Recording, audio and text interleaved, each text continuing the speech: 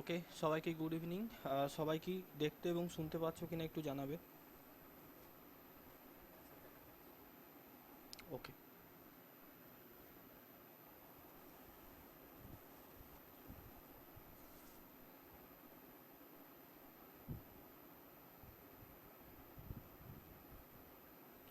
ঠিক আছে। তো আহ, আমরা স্ক্রিনটা শেয়ার করছি 1 মিনিট, পিডিএফটা। তো এটা আমাদের ইভিএস ক্লাস এবং এই বছরের মতো এই ব্যাচের প্রথম ইভিএস ক্লাস, এবং প্রথম যে ইভিএস ক্লাস সেখানে আমরা শুরু করব আমাদের সিলেবাসের মধ্যে থাকা প্রথম টপিকটাকে দিয়ে, অর্থাৎ বায়োটিক এবং অ্যাবায়োটিক কম্পোনেন্ট। এবার আমি গ্রুপে একটা মেসেজ দিয়েছিলাম সবাইকে যুক্ত থাকার জন্য। তার কারণ হচ্ছে এই যে বায়োটিক অ্যাবায়োটিক কম্পোনেন্টের যে ক্লাসটা, সেটা সাধারণত ধারাবাহিকভাবে যেখানেই করে থাকো এর আগে বা যেখানে পড়ে থাকো সেখানে নির্দিষ্ট কিছু সাধারণ জিনিসই পেয়ে থেকেছো হয়তো, যে জীবজ উপাদান, খাদক, উৎপাদক, হেন তেন এরকম। তো আমরা এই যে পেড নোটসগুলোর মধ্যে সব কিছুকে কিন্তু খুব ডিটেলসে কভার করছি, এবং এমন কিছু নতুন নতুন জিনিস আজকে ক্লাসটার মধ্যে জানবে যেগুলো হয়তো আগে কখনো শোনোনি।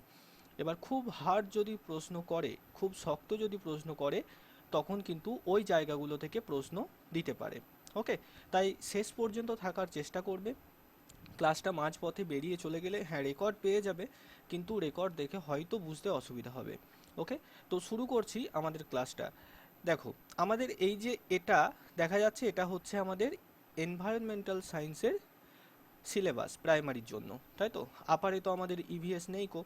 তো প্রাইমারির এই যে ইভিএস এর সিলেবাস হচ্ছে এটা, এবং এই যে একদম প্রথম যে টপিকটা সেটাই কিন্তু হচ্ছে বায়োটিক অ্যান্ড অ্যাবায়োটিক এনভায়রনমেন্ট এবং সোশ্যাল এনভায়রনমেন্ট। আচ্ছা, এই টপিকটা আমরা আজকে আলোচনা করব। দেখো, তো প্রথমে আমাদেরকে জানতে হবে এই যে শব্দটা এসেছে এনভায়রনমেন্ট, এই যে শব্দটা এসেছে, এই শব্দটার উৎপত্তি কোথায় থেকে। ওকে, কোথা থেকে এলো শব্দটা? তো এটা মনে রাখবো, একটা ফরাসি শব্দ এনভায়রোনার থেকে এসেছে। কি থেকে? একটা ফরাসি শব্দ এনভায়রোনার থেকে এসেছে, যার অর্থ হচ্ছে কোনো কিছুকে ঘিরে থাকা। ঠিক আছে, কোনো কিছুকে বেষ্টন করে থাকা বা ঘিরে থাকা চারিদিকে। পরিবেশ হলো এমন জীবের চারপাশে থাকা সমস্ত সজীব ও জড় বস্তুর উপাদান। দেখো, আমাদের পরিবেশ যদি দেখি আমরা কি বলি, পরিবেশ বলতে অ্যাকচুয়ালি আমরা কি বুঝি, যে যা কিছু আমাদের চারপাশে আমাদেরকে ঘিরে রেখেছে বা পরিবেষ্টন করে রেখেছে, আমাদের চারপাশে যা কিছু আছে সেগুলো সব নিয়েই কি আমাদের পরিবেশ। তো এই যে এনভায়রনমেন্ট শব্দটা, সেটা কি থেকে এসেছে? মনে রাখবো, ফরাসি শব্দ এনভায়রোনার থেকে। এর অর্থ কি? এনভায়রোনার কথাটার অর্থ হলো ঘিরে থাকা, ঘিরে থাকা। এটা একদম বেসিক জিনিস, মোটামুটি গ্রুপ এই ক্লাসের সবাই যারা রয়েছে আগে পড়েছি। এবার এই যে পরিবেশ, এই পরিবেশটাকে আমরা সাধারণভাবে দুটো ভাগে ভাগ করতে পারি। এক হচ্ছে প্রাকৃতিক পরিবেশ। সেই প্রাকৃতিক পরিবেশের মধ্যে সেই জিনিসগুলো রয়েছে যেগুলো নেচার থেকে সরাসরি পৃথিবীর মধ্যে রয়েছে, গাছপালা, সূর্যের আলো, মাটি, নদ নদী, বাতাস, এই সমস্ত কিছু। দ্বিতীয় হচ্ছে সামাজিক পরিবেশ। এবার এই যে সামাজিক পরিবেশ, সেটা কিন্তু কি না কৃত্রিম, অর্থাৎ এটা মানুষের দ্বারা তৈরি, ম্যানমেড। ওকে, এটা কি? এটা হচ্ছে ম্যানমেড, ম্যানমেড এনভায়রনমেন্ট, অর্থাৎ সামাজিক পরিবেশ। আমরা যে সমাজে যা যা তৈরি করেছি, স্কুল, হাসপাতাল, কলেজ, রাস্তাঘাট, এগুলো সব নিয়ে একটা সামাজিক পরিবেশ বা সোশ্যাল এনভায়রনমেন্ট। এবার এই যে প্রাকৃতিক পরিবেশ রয়েছে, সেটাকে আমরা দুটো ভাগে ভাগ করি, যেটা হচ্ছে আমাদের আজকের ক্লাসের আলোচ্য বিষয়। কি কি সেটা? সেটা হচ্ছে জৈব উপাদান বা বায়োটিক কম্পোনেন্ট, আর অজৈব উপাদান বা অ্যাবায়োটিক কম্পোনেন্ট। তাহলে কি কি? একটা হচ্ছে জৈব উপাদান বা বায়োটিক কম্পোনেন্ট, আর একটা হচ্ছে অ্যাবায়োটিক বা অজৈব উপাদান। তাহলে প্রথমে আমরা যদি অ্যাবায়োটিক ফ্যাক্টরসগুলোকে দেখি, অ্যাবায়োটিক কম্পোনেন্টসগুলোকে দেখি, তো একটু এই জায়গাটা জেনে নিই। প্রথমে আমরা জানবো এই অংশটা, অ্যাবায়োটিক কম্পোনেন্ট। মনে রাখবে, এ নিজে এ নিজে কোনো জীবন এর মধ্যে নেই কো। ঠিক আছে, এই যে অ্যাবায়োটিক কম্পোনেন্ট যা যা রয়েছে, এদের নিজের জীবন নেই, বা এরা কোনো প্রাণ প্রাণ বা প্রাণীজ কোনো কিছু এদের মধ্যে নেই। কিন্তু এরা ছাড়া প্রাণ সৃষ্টি সম্ভব নয়। ঠিক আছে, এরা ছাড়া প্রাণ সৃষ্টি হবে না। তার মানে কি? ধরো এয়ার, বাতাস, বাতাসের কি নিজের জীবন আছে, নিজের প্রাণ আছে কি? নেই কো। কিন্তু দেখো পৃথিবীতে যদি বাতাস না থাকে তাহলে কি কোনো প্রাণী সৃষ্টি হতে পারবে, বেঁচে থাকতে পারবে? পারবে না।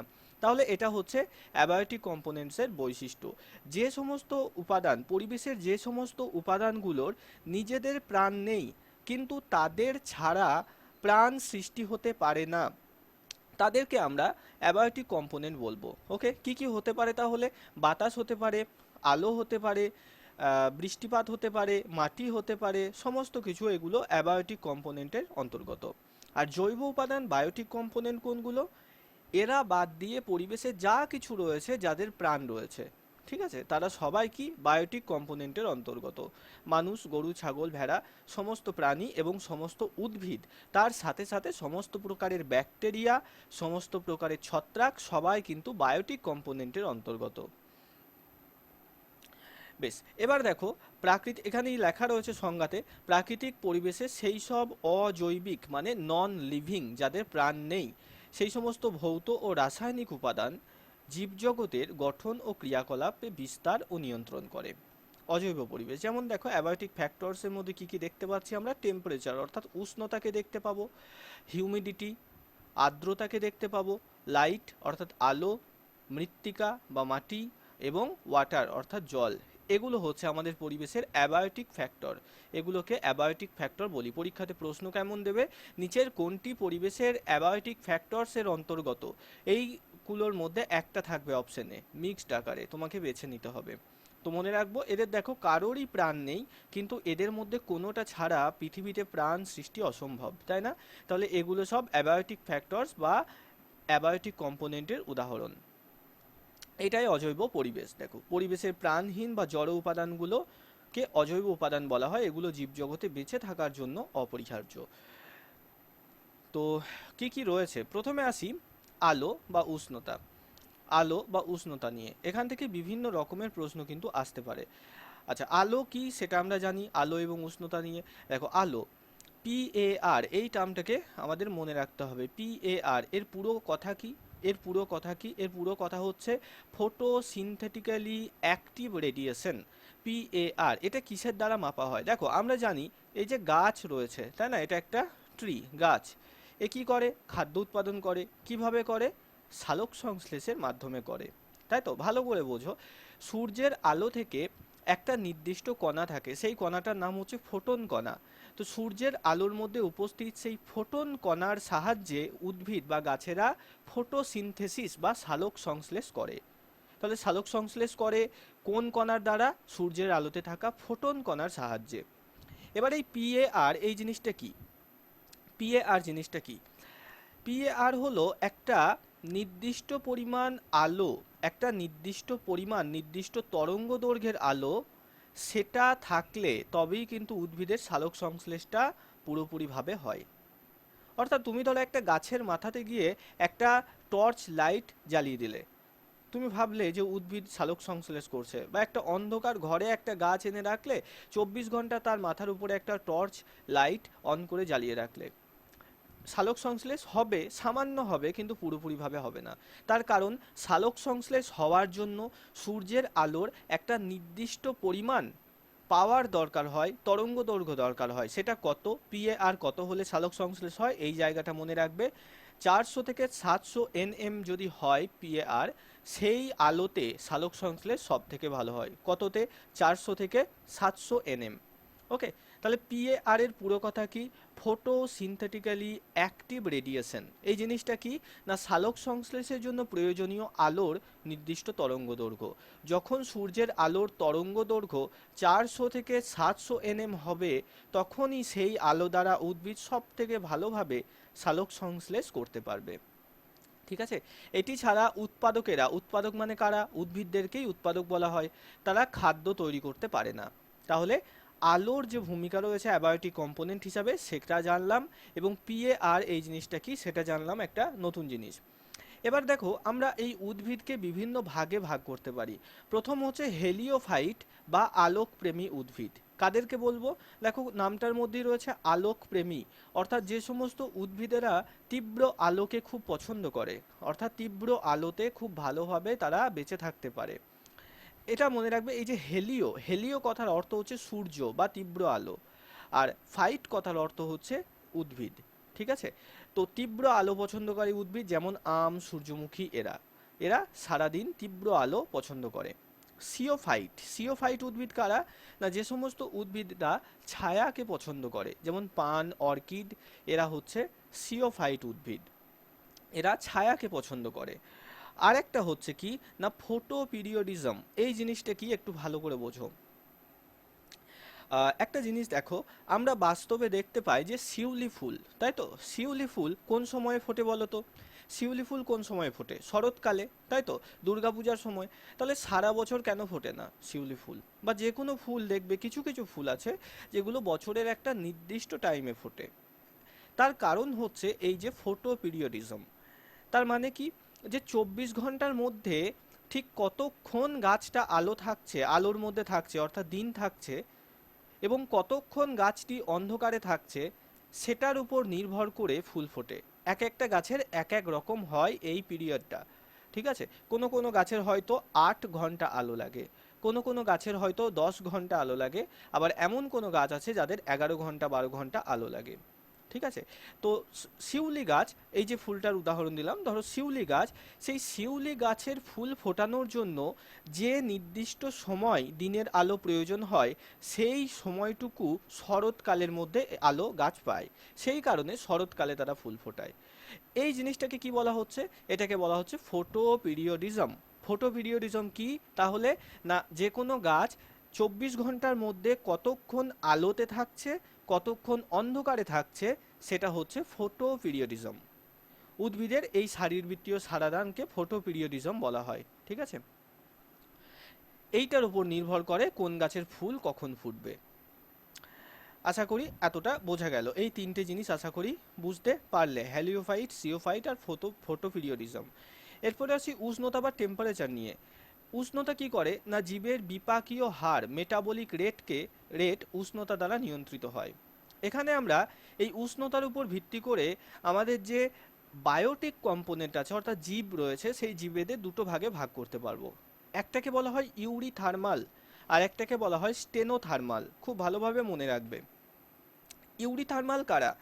যে সমস্ত জীবেরা ব্যাপক উষ্ণতার পরিবর্তন সহ্য করতে পারে, ব্যাপক উষ্ণতার পরিবর্তন সহ্য করতে পারে, যেমন মানুষ। তুমি যেমন এখানে রয়েছো, তোমার বাড়িতে এখন 35, 37, 40 ডিগ্রি উষ্ণতা হয়ে যাচ্ছে। তুমি যদি কালকে দার্জিলিং বেড়াতে যাও, সেখানে গিয়ে তুমি 15 ডিগ্রি উষ্ণতা পেলে। তুমি জম্মু কাশ্মীর চলে গেলে, সেখানে গিয়ে আরও ঠান্ডা, তাই না? কিন্তু সেখানে গিয়ে কি মানুষ ছটফট করে মারা যাবে সঙ্গে সঙ্গে? যাবে না তো। বরং সে সেখানে টিকে থাকতে পারবে, তার মতো মানিয়ে নিতে পারবে, তাই না? এই ধরনের প্রাণীদেরকে বলা হয় ইউরিথার্মাল। মানুষ, ছাগল, বাঘ, গরু, ভেড়া, এরা ইউরিথার্মাল প্রাণী। এরা গরম থেকে হঠাৎ করে ঠান্ডা জায়গায় গেলে যে ব্যাপক উষ্ণতার পরিবর্তন হচ্ছে, সেটাকে সহ্য করতে পারে। তুমি যদি আন্টার্কটিকা থেকে একটা মেরু ভাল্লুক, যে সাদা রঙের বিশাল বড় বড় ভাল্লুকগুলো হয়, তাকে যদি তুমি নিয়ে আসার চেষ্টা করো, আস্তে আস্তে রাস্তাতেই সেই ভাল্লুকটি মারা যাবে, তার কারণ তারা ইউরিথার্মাল নয়। একটা পেঙ্গুইনকে তুমি যদি ভাবো যে নিয়ে আসবো দক্ষিণ মেরু থেকে, এনে ফ্রিজের মধ্যে ভরে রেখে দেবো, রাস্তার মধ্যেই পেঙ্গুইনটা মারা যাবে, তার কারণ পেঙ্গুইন স্টেনোথার্মাল প্রাণী। পরীক্ষায় প্রশ্ন আসতে পারে নিচের কোন প্রাণীটি স্টেনোথার্মাল? যে সমস্ত প্রাণীরা এই ব্যাপক উষ্ণতার পরিবর্তন, আবহাওয়ার পরিবর্তনকে সহ্য করতে পারে না, তারা স্টেনোথার্মাল। যেমন পেঙ্গুইন হতে পারে, বিভিন্ন প্রকারের কোরাল বা প্রবাল হতে পারে, বিভিন্ন প্রকারের সরীসৃপ হতে পারে, তাদেরকে স্টেনোথার্মাল বলা হয়। ওকে, তাহলে ইউরিথার্মাল কারা? যারা ব্যাপক উষ্ণতা সহ্য করতে পারে, উষ্ণতার পরিবর্তন। স্টেনোথার্মাল কারা? যারা ব্যাপক পরিমাণে উষ্ণতার পরিবর্তন সহ্য করতে পারে না। উদাহরণের মধ্যে পেঙ্গুইনটা খুব ইম্পর্টেন্ট স্টেনোথার্মালের ক্ষেত্রে। আর মানুষ, ছাগল, বাঘ, এরা সব হচ্ছে ইউরিথার্মাল। যে যেখানে বুঝতে পারবে না অবশ্যই বলবে। এবার এই যে ব্যাপারটা, এখানে অ্যালেন নামক একজন লোক ছিলেন, ঠিক আছে। এখানে অ্যালেনের একটা নিয়ম রয়েছে, আর একটা বার্গম্যান বলে একজন লোক ছিলেন, দুজন বিজ্ঞানী, তাদের দুটো নিয়ম রয়েছে। তো দেখো অ্যালেনের নিয়ম কি। অ্যালেন বলেছেন যে শীতল জলবায়ু প্রাণীদের অঙ্গ প্রত্যঙ্গ, যেমন কান, লেজ, পা, এগুলো উষ্ণ অঞ্চলে যে সমস্ত প্রাণীরা থাকে তাদের থেকে ছোট হয়, ঠিক আছে, তাদের থেকে ছোট হয়। যেমন ধরো আমরা রাস্তায় চারপাশে যে সমস্ত দেশি কুকুরগুলোকে দেখতে পাই, সেই সমস্ত দেশি কুকুরের দেখবে লেজ বলো, পা বলো, শরীর বলো, আকৃতিতে অনেকটা লম্বা। অপরদিকে যে সমস্ত তুন্দ্রা অঞ্চলে যে সমস্ত কুকুরেরা থাকে যারা স্লেজ গাড়ি টানে, ঠিক আছে, শীতের বিশাল বড় বড় লোম থাকে তাদের গায়ে গায়ে শরীরে, তাদের হাত পা লেজ দেহের অঙ্গ প্রত্যঙ্গের আকৃতি, তারাও কিন্তু কুকুর। এবং তোমার বাড়ির পাশে রাস্তায় যারা ঘুরছে তারাও কুকুর। কিন্তু কুকুর হলেও দেখো, শীতকালের শীতল জলবায়ু অঞ্চলে যে সমস্ত কুকুরেরা রয়েছে যাদেরকে আমরা বিদেশি কুকুর বলি, তাদের হাত পা লেজ এগুলো আকৃতিতে ছোট হয়, ঠিক আছে। অপরদিকে উষ্ণ অঞ্চলে যে সমস্ত প্রাণীরা রয়েছে তাদের হাত পা লেজ বড় হয়। ঠিক একই রকম এই যে পোলার বিয়ার যদি দেখি, মেরু ভাল্লুক, তারা শীত বরফের মধ্যে থাকে, তাদের হাত পা লেজ শরীর অঙ্গগুলো আকৃতিতে ছোট হয়। অপরদিকে বন্য ভাল্লুক যারা সর্বভূক প্রাণী, কালো রঙের যে বনের মধ্যে থাকা ভাল্লুক হয়, তাদের হাত পায়ের আকৃতি অনেক লম্বা হয় একই স্পিসিস হওয়া সত্ত্বেও। এটা হচ্ছে অ্যালেনের নিয়ম। কেন হয় তাহলে এমন? কারণ আমাদের শরীরের অঙ্গগুলো যত বেশি লম্বা হবে, আমাদের শরীরকে তত বেশি হিট, মেটাবলিক হিট খরচ করতে হবে সেগুলো গরম রাখার জন্য, সচল রাখার জন্য। যেহেতু শীতের অঞ্চলে হিট খুব কম পাওয়া যায়, সেই কারণে অভিযোজনের মাধ্যমে সেখানকার প্রাণীদের হাত পা অঙ্গ প্রত্যঙ্গগুলো ছোট হয়ে গেছে, ঠিক আছে। যেমন দেখো মরুভূমি, মরুভূমির শেয়ালের কান অনেক বড় হয়, কিন্তু মেরু অঞ্চলে যেসব শেয়ালগুলো থাকে তাদের কান ছোট হয়। এটা হচ্ছে অ্যালেনের নিয়ম। এরপরে আসি বার্গম্যানের নিয়ম। বার্গম্যানের নিয়ম দেখো কি বলছেন তিনি। তিনি বলছেন শীতল জলবায়ু প্রাণীদের দেহের আকার উষ্ণ জলবায়ু প্রজাতির প্রাণীদের চেয়ে বড় হয়। দেহের আকার, দেহের আকার, অঙ্গ প্রত্যঙ্গ নয় কিন্তু, ভালো করে এই জায়গাটা গুলিয়ে গুলিয়ে যেন না যায়। অ্যালেন বলেছেন অঙ্গ প্রত্যঙ্গের কথা, হাত পা লেজ ইত্যাদি, কান চোখ। বার্গম্যান বলেছেন সামগ্রিক দেহের আকারটা বড় হয়। অ্যালেন বলেছেন অঙ্গ প্রত্যঙ্গ ছোট হয়, আর বার্গম্যান বলেছে শীতল জলবায়ু অঞ্চলের প্রাণীদের দেহের আকার বড় হয়। তার কারণ কি? তার কারণ হচ্ছে তাদের দেহের মধ্যে থাকে চর্বি। কি থাকে? চর্বি বা ফ্যাট। এবার এই ফ্যাট কি কাজে লাগে? এই ফ্যাট হচ্ছে শক্তির উৎস, শক্তির উৎস। হাইবারনেশনে যাওয়ার আগে, অর্থাৎ শীত ঘুমে যাওয়ার আগে, ভাল্লুক জাতীয় এই ধরনের প্রাণীরা তারা প্রচুর পরিমাণে মাছ খায়, এবং সেই মাছের কেবলমাত্র পেটের অংশটা, অর্থাৎ যে জায়গাটায় চর্বি থাকে সেই জিনিসটা বেছে বেছে খায়, এবং বাদবাকি মাছটিকে ফেলে দেয় তারা। তার কারণ হচ্ছে সেই সময় তাদের টার্গেট থাকে তাদের শরীরে ফ্যাটের পরিমাণকে বাড়ানো, ঠিক আছে। এবার এই যে ফ্যাট, এই ফ্যাটের পরিমাণ বাড়লে কি হবে? এই ফ্যাটের পরিমাণ যদি প্রচুর পরিমাণে শরীরে ফ্যাট বাড়ে, তাহলে সেই ফ্যাট ধরে রাখার জন্য শরীরকে বড় হতে হবে। ঠিক যে কারণে মানুষের শরীরে ফ্যাট বাড়লে মানুষ মোটা হয়ে যায়, ফ্যাট কমে গেলে মানুষ পাতলা হয়ে যায়। ঠিক সেরকম, যেহেতু শীতল অঞ্চলের প্রাণীদের শরীরে অল টাইম ফ্যাট তাদেরকে ধরেই রাখতে হয় বেঁচে থাকার জন্য, তাই তাদের দেহের যে আকার সেটা অনেক বড় হয়, তাদের দেহে ফ্যাটের পরিমাণ অনেক বেশি থাকে। এটা হচ্ছে বার্গম্যানের নিয়ম। এই দুটোকে একটু জেনে রাখলে। এবার দেখো এই জায়গাটা থেকে 2017 সালে টেট পরীক্ষায় প্রশ্ন এসেছিল। এটা হচ্ছে মাটি, মাটি থেকে। মাটি, তাহলে মাটি কি উপাদান, অ্যাবায়োটিক নাকি বায়োটিক? মাটি অবশ্যই অ্যাবায়োটিক কম্পোনেন্টের অন্তর্গত। এবার এই অ্যাবায়োটিক কম্পোনেন্ট মাটি, এখানে কয়েকটা প্রক্রিয়া আমাদেরকে জেনে রাখতে হবে। প্রথম প্রক্রিয়া হচ্ছে লিচিং প্রক্রিয়া। প্রথম প্রক্রিয়া হচ্ছে লিচিং প্রক্রিয়া।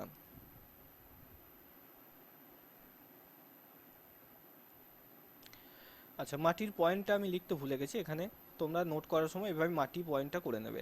লিচিং প্রক্রিয়া, লিচিং প্রক্রিয়াকে বাংলাতে বলা হয় ধৌত প্রক্রিয়া। এটা কিন্তু 17 সালে আসা প্রশ্ন, মন দিয়ে শুনবে জায়গাটা। এই জিনিসটা কি, এই প্রসেসটা কি? দেখো, যে মাটির পরিলেখ আগে আমাদেরকে বুঝতে হবে। অর্থাৎ আমরা যেমন গ্রীষ্মকালে যখন তরমুজ কিনতে যাই, তখন সেই তরমুজকে, তরমুজের মধ্যে তরমুজের মধ্যে এরকমভাবে এক পিস কেটে সেটা বের করে দেখিয়ে দেয় যে ভেতরে লাল আছে কিনা, তাই না? ঠিক সেরকমভাবে আমরা যদি পৃথিবীর, এটা ধরো পৃথিবী, এই পৃথিবীকে কেক কাটার মতো এইভাবে কেটে ফেলি এবং সেটাকে বের করি, দেখা যাবে মাটির বিভিন্ন স্তরে বিভিন্ন রকমের উপাদান দেখতে পাচ্ছি। একদম নিচের স্তরে ঝাড়া শক্ত পাথর দেখতে পাবো, উপরের স্তরে একদম এই যে উপরের স্তর, এখানে কালো রঙের মৃত্তিকা দেখতে পাবো। এই জিনিসটাকে বলা হয় কি? এই জিনিসটাকে বলা হয় মৃত্তিকার পরিলেখ, মৃত্তিকার পরিলেখ। এবার এই যে লিচিং প্রসেসে কি হয়, মৃত্তিকার পরিলেখে কয়েকটা স্তর থাকে। একদম উপরের স্তরকে বলা হয় ও স্তর, তারপরে থাকে এ স্তর, তারপরে স্তরের নাম বি স্তর, তারপরে স্তরের নাম সি স্তর, আর লাস্টের যে স্তর সেটার নাম ডি স্তর অথবা আর স্তর, দুটো নামের, ঠিক আছে। এবার এই যে ও নামক স্তর রয়েছে, সেটা হচ্ছে মাটির একদম উপরের অংশ। তুমি খালি পায়ে মাটিতে হাঁটলে তোমার পা যে মাটির যে অংশটাকে টাচ করবে সেটা হচ্ছে ও স্তর। এই ও স্তরে কি থাকে মনে রাখবো, প্রচুর পরিমাণে হিউমাস থাকে। কি থাকে? হিউমাস থাকে। এবার এই হিউমাস জিনিসটা কি? হিউমাস মানে হলো জৈব সার, যেটা গাছের খাদ্য। হিউমাস থাকে। এই যে এ স্তর, সেটা ও স্তরের নিচে। এখানে কি থাকে? গাছের শিকড়। গাছের শিকড় থাকে। গাছেরা তাদের শিকড় এই এ স্তর পর্যন্ত নিয়ে যেতে পারে। বি স্তর হচ্ছে তার নিচে, তার নিচে সি, তার নিচে ডি বা আর স্তর। এই যে এই স্তরটা, এটা হচ্ছে সলিড, মনে রাখবে এটা পাথর দিয়ে তৈরি সলিড স্তর। এই জন্য আর দিয়ে নাম দেওয়া হয়েছে, রক। এবার এই যে লিচিং প্রসেসটা কি, ধরো কোনো একটা অঞ্চলে প্রচুর পরিমাণে বৃষ্টি হলো, বা প্রচুর পরিমাণে মাটির উপরে জল সেচ করা হলো, জল ঢালা হলো। তো বৃষ্টির জল মাটির উপরে যখন পড়ে, তখন মাটির ওপরের স্তরে থাকা বিভিন্ন দ্রবণীয় খনিজ পদার্থ, লবণ, যে সমস্ত পুষ্টিকর উপাদানগুলো রয়েছে মাটির ওপরের স্তরে, যেগুলো থেকে গাছেরা তাদের শক্তি বা খাদ্য জোগাড় করে, সেই পুষ্টিকর উপাদানগুলো অতিরিক্ত জল যদি মাটির উপরে পড়ে, সেই জলের সাথে গুলে যায়। ঠিক আছে? দ্রবীভূত হয়ে যায়। এরপর জল যখন চুঁইয়ে চুঁইয়ে মাটির নিচে নামতে থাকে, মাটির উপরে যদি জল পড়ে সেটা তো চুঁইয়ে মাটির নিচে যাবে। তো তখন কি হয়, যে ওই যে মাটির সাথে গুলে যাওয়া পুষ্টি উপাদান, সেগুলো খনিজগুলো ওই চুঁইয়ে চুঁইয়ে তখন মাটির নিচে চলে যাচ্ছে। তাহলে ব্যাপারটা কেমন হচ্ছে? ব্যাপারটা হচ্ছে এরকম। ধরো এটা হচ্ছে একটা মাটির স্তর, মাটির স্তর। এবার এই অংশটা হচ্ছে কি, এই অংশটাতে প্রচুর পরিমাণে পুষ্টি উপাদান রয়েছে, এগুলো ধরো পুষ্টি উপাদান। এবার এখানে যদি প্রচুর পরিমাণে বৃষ্টিপাত হয়, এই সমস্ত পুষ্টি উপাদানগুলো বৃষ্টির জলের সাথে গুলে এই নিচের দিকে চুঁইয়ে চুঁইয়ে নেমে যাবে।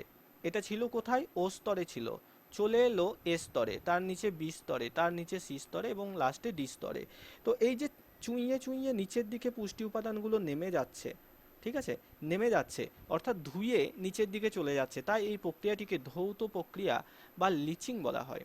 ওকে, ধৌত প্রক্রিয়া বা লিচিং বলা হয়। তাহলে কি না, ওপরের স্তর থেকে খনিজ পদার্থ ধুয়ে নিচে নেমে যাওয়ার এই যে পুরো প্রক্রিয়া, এটাকে লিচিং বলা হয়। এরপরে 2 নম্বর পয়েন্ট মনে রাখবো, এলুভিয়েশন। এলুভিয়েশন জিনিসটা কি? এলুভিয়েশন লিচিং প্রক্রিয়ার কারণে যখন মাটির ওপরের স্তর, এ হরাইজন বা ই হরাইজন, দুটোই নাম, এও বলে ইও বলে, তোমরা এটাই মনে রাখবে, এটাই সব জায়গায় দেখতে পাবে। এ হরাইজন বা ই হরাইজন থেকে যখন খনিজ পদার্থ, কাদা, লোহা বা আরও যা কিছু রয়েছে সেগুলো ধুয়ে বেরিয়ে যায়, ওয়াশ আউট হয়ে যায়। কি হচ্ছে? বেরিয়ে যাচ্ছে, মনে রাখবে। ই দিয়ে eluviation, E for exit. Exit মানে কি? বাইরে বেরিয়ে যাওয়া। তাহলে কি হচ্ছে? এলুভিয়েশনে এক্সিট হয়ে যাচ্ছে কোনগুলো না? পুষ্টি উপাদানগুলো। এ স্তরে, মাটির উপরের স্তর এ স্তর থেকে পুষ্টিকর উপাদানগুলো অন্যদিকে বেরিয়ে যাচ্ছে, তখন মাটির ওই নির্দিষ্ট স্তরের সাপেক্ষে সেই ঘটনাটিকে এলুভিয়েশন বলা হয়। এলুভিয়েশনের শুরু ই দিয়ে, মনে রাখবে কি না, ই সমান এক্সিট, অর্থাৎ খনিজগুলো এই স্তর থেকে এক্সিট করেছে বা বিদায় নিয়েছে। তাহলে এলুভিয়েশন মানে কি? এ স্তরে যে সমস্ত পুষ্টি উপাদানগুলো ছিল মাটির, বৃষ্টিপাতের কারণে সেগুলো এই এ স্তর থেকে নিচের দিকে নেমে গেছে, অর্থাৎ বিদায় নিয়েছে। এই স্তরটা এবার এ স্তর ফাঁকা হয়ে গেছে। এই যে এ স্তর থেকে পুষ্টি উপাদানগুলো বিদায় নেওয়ার এই ঘটনাকে এলুভিয়েশন বলা হচ্ছে। এরপরে আর একটা আছে, সেটা হচ্ছে ইলুভিয়েশন। ইলুভিয়েশন মানে হচ্ছে, এখানেও মনে রাখার ট্রিক আছে, দেখো আই, আই দিয়ে শুরু, আর আই মানে হচ্ছে ইন। ইন মানে কি? প্রবেশ করা, অর্থাৎ তুমি মনে রাখবে এখানে কি হচ্ছে না, ভিতরে এসে ঢুকছে, জমা হচ্ছে। সঞ্চয়ন বা জমা হওয়ার স্তর, ইলুভিয়েশন। এখানে কি হয়, যে ওপরের স্তর থেকে যে খনিজ, কাদা, লোহা, পুষ্টি উপাদানগুলো ধুয়ে নিচে নেমে এলো, সেগুলো তো আর পাতাল ফুঁড়ে হারিয়ে যাবে না, তাই না? কোথাও না কোথাও তো একটা জমা থাকবে সেটা। সেগুলো মাটির একটু নিচের স্তরে, বি স্তরে এসে আটকে যায় এবং এই বি স্তরে জমা হতে শুরু করে, অ্যাকুমুলেট হয়। মাটির নিচে খনিজ এসে জমা হওয়ার এই ঘটনাকে ইলুভিয়েশন বলে। ইলুভিয়েশন বলে। ট্রিক কি না, আই দিয়ে ইলুভিয়েশন, আই দিয়ে ইন বা ইনকামিং, অর্থাৎ খনিজগুলো এই স্তরে ভেতরে এসে প্রবেশ করছে বা জমা হচ্ছে। এই তিনটে কার কার গুলিয়ে যাচ্ছে আমাকে একটু বলো, বুঝতে পেরেছো নাকি গুলিয়ে যাচ্ছে? আমি আরেকবার বলে দেবো।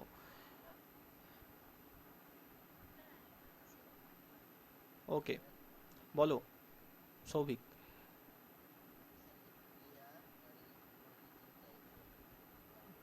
ঠিক আছে, আমি লিচিং, ধৌত প্রক্রিয়া লিচিং, এলুভিয়েশন, ইলুভিয়েশন এই তিনটে বলছি, পিএ আরটা আমি শেষে বলে দিচ্ছি, কারণ ওটার জন্য আবার আমাকে সেই প্রথমে যেতে হবে। বেশ, আরেকবার মন দিয়ে শোনো, দেখো কিছুই নেই, এই তিনটের নামগুলো কঠিন, সেই কারণে কিন্তু মনে রাখতে অসুবিধা হচ্ছে। লিচিং মানে হচ্ছে ধুয়ে যাওয়া। মনে রাখবে, বাজার থেকে যখন তুমি লিচু কিনে নিয়ে আসো, লিচুকে কিভাবে রাখো? ধুয়ে রাখো, ঠিক আছে? তো সেখান থেকে মনে রাখবে লিচিং মানে হলো ধুয়ে যাওয়া। মাটির ওপরে, ধরো তোমার বাড়ির উঠোনটা মাটির, সেই মাটির উঠোনে বা তোমার চাষের জমি রয়েছে একটা মাটির, সেখানে ঝমঝম ঝমঝম ঝমঝম করে বৃষ্টি হয়েই গেল, বৃষ্টি হয়েই গেল, প্রচুর পরিমাণে বৃষ্টি হলো। এবার দেখবে রাস্তার মধ্যে যদি ধুলো বালি জমা থাকে, ধুলো বালি থাকে, বৃষ্টি হলে সেগুলো বৃষ্টির জলে ধুয়ে যায় তো, যায়। ঠিক সেরকম মাটির মধ্যে যে সমস্ত নিউট্রিয়েন্টসগুলো জমা রয়েছে, পুষ্টি পদার্থগুলো জমা রয়েছে, কাদের পুষ্টি পদার্থ? মানুষের না, মানুষের নয়, উদ্ভিদের, গাছেরা এই সমস্ত পুষ্টি পদার্থ খেয়ে বড় হয়। তো মাটির মধ্যে, মাটির ওপরের স্তরে, ও স্তরে যে সমস্ত পুষ্টি পদার্থগুলো জমা রয়েছে, প্রচুর পরিমাণে বৃষ্টি হওয়ার জন্য সেই পুষ্টিগুলো বৃষ্টির জলের সাথে গুলে যায়, ঠিক আছে? এবং সেই বৃষ্টির জল যখন চুইয়ে চুইয়ে নিচের দিকে চলে যায়, ওই বৃষ্টির জলের সাথে গুলে থাকা পুষ্টি পদার্থগুলো চুইয়ে চুইয়ে নিচের দিকে চলে যাচ্ছে। এই যে ধুয়ে নিচের দিকে চলে যাওয়া, এই প্রসেসটার নাম হচ্ছে লিচিং বা ধৌত প্রক্রিয়া। বোঝা গেছে এটা? হ্যাঁ কি না? বোঝা গেছে। বেশ, এবার 2 নম্বরে এসো, এলুভিয়েশন। এলুভিয়েশন যেটা বুঝতে পারবে না আবার বলবে। 2 নম্বরে এসো, এলুভিয়েশন এই জিনিসটা কি? এলুভিয়েশন বানানটা কি দিয়ে? ই দিয়ে। মনে রাখবে, ই সমান এক্সিট, বাইরে বেরিয়ে যাওয়া। এলুভিয়েশন হচ্ছে যে ওই যে প্রতিটা মাটির, এই যে ছবিটা দেখো এখানে দেখালাম না, এটা এ স্তর, এটা বি স্তর, এই যে প্রতিটা স্তরেই কিন্তু মাটির পুষ্টি পদার্থ রয়েছে। এবার এলুভিয়েশন ঘটে কোন স্তরে? এই জায়গাটা মনে রাখবে, এটা ঘটে কোন স্তরে? ঘটে এ স্তরে। এ স্তরে এলুভিয়েশন ঘটে। এবার আমি একটু পরিষ্কার করে ছবিটাকে আবার আঁকি। ইলুভিয়েশনকে এখন, সরি, ধৌত প্রক্রিয়া বা লিচিংকে এখন মাথা থেকে বের করো, না হলে আবার গোলমাল লাগবে। শুধু এলুভিয়েশনটা বোঝো। এই যে মাটির ওপরে, এটা ধরো একটা স্তর, এটা মাটির পরিলেখ, এটা হচ্ছে এ স্তর, এটা হচ্ছে বি স্তর। এবার এই এ স্তরে, এই যে ধৌত প্রক্রিয়াতে আগেরটায় লিচিং প্রসেসে যে সমস্ত পুষ্টি উপাদানগুলো বৃষ্টির জলের সাথে গুলে এ স্তরে এসে জমা হয়েছিল, এই সব উপাদানগুলো এখন এ স্তরে আছে। এলুভিয়েশনে কি হয়? এলুভিয়েশনে এই উপাদানগুলো এ স্তর থেকে এক্সিট করে বি স্তরে চলে আসে, বি স্তরে চলে আসে। এবার ভালো করে ভাবো, যদি এখান থেকে এই উপাদানগুলো নিচের স্তরে চলে আসে, তাহলে উপরের স্তরটা ফাঁকা হবে কি হবে না? ফাঁকা হবে তো, ফাঁকা হবে। তো এই যে ফাঁকা হয়ে যাওয়ার ঘটনা, এটাই হচ্ছে এলুভিয়েশন। বোঝা গেল? ফাঁকা হয়ে যাওয়ার ঘটনা, এটাই হচ্ছে এলুভিয়েশন, এক্সিট হয়ে গেছে, বাইরে বেরিয়ে গেছে। তো তখন এ স্তরটা কি হলো? না, এ স্তরটা আমাদের, এ স্তরটা কি হলো? এ স্তরটা আমাদের ফাঁকা হয়ে গেল। এ স্তরে থাকা পুষ্টি উপাদানগুলো বি স্তরে চলে এসেছে। তো এই যে ফাঁকা হয়ে যাওয়ার ঘটনা, এটাই হচ্ছে কি? এটাই হচ্ছে আমাদের এলুভিয়েশন। এলুভিয়েশন। ওকে। এবার ইলুভিয়েশনটা কি? এবার এ স্তরে যেগুলো ফাঁকা হয়ে গেল, মানে বেরিয়ে চলে গেল এ স্তর থেকে যে সমস্ত উপাদানগুলো, সেগুলো তো আর হাওয়ায় উড়ে যাবে না, সেগুলো কোথাও না কোথাও জমা হবে গিয়ে। কোথায় গিয়ে জমা হচ্ছে? বি স্তরে গিয়ে জমা হচ্ছে। এই যে বি স্তরে এসে জমা হওয়ার যে প্রসেস, জমা হওয়ার যে ঘটনা, সেটাই হচ্ছে ইলুভিয়েশন। তাহলে এখান থেকে এই জিনিসটাও তোমাদের মনে রাখতে হবে যে ইলুভিয়েশন এটা ঘটে কোন স্তরে? এটা ঘটে বি স্তরে। বি স্তরে। কিভাবে মনে রাখবো? আই দিয়ে হচ্ছে ইলুভিয়েশন শুরু, আর আই মানে ইন, ইন মানে ভিতরে ঢোকা বা জমা হওয়া। ওকে। তাহলে বোঝা গেল, ধৌত প্রক্রিয়াতে ধুয়ে যায়, এলুভিয়েশনে এ স্তর ফাঁকা হয়ে যায়, আর ইলুভিয়েশনে বি স্তরে সেই জিনিসগুলো এসে জমা হয়। বলো, বোঝা গেছে? বেশ, এটা, ওকে, এটা থেকে 17 সালে, এটা থেকে 17 সালে প্রশ্ন এসেছিল। প্রশ্ন যদি কেউ কারো কাছে থাকে দেখে নিও ইভিএসে। হ্যাঁ বলো। এই প্রশ্নটার, এই প্রশ্নটার উত্তর এবার তোমরা ভাবো প্রত্যেকে, বলো কার কি সমস্যা, বলো।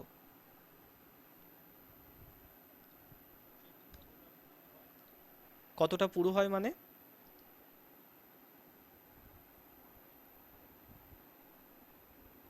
শুনতে পেলাম না।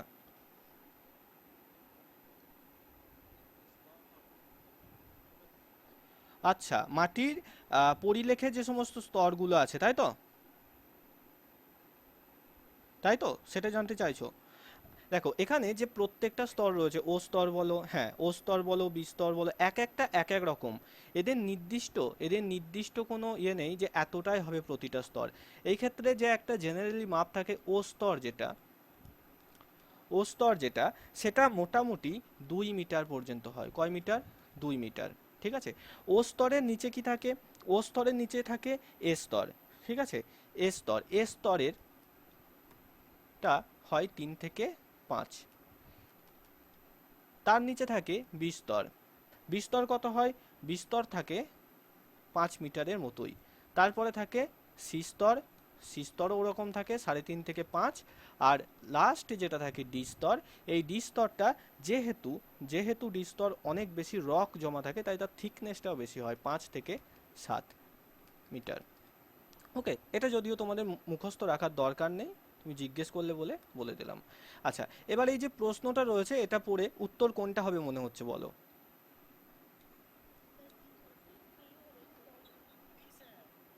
বি নাকি ডি, কোনটা বলছো?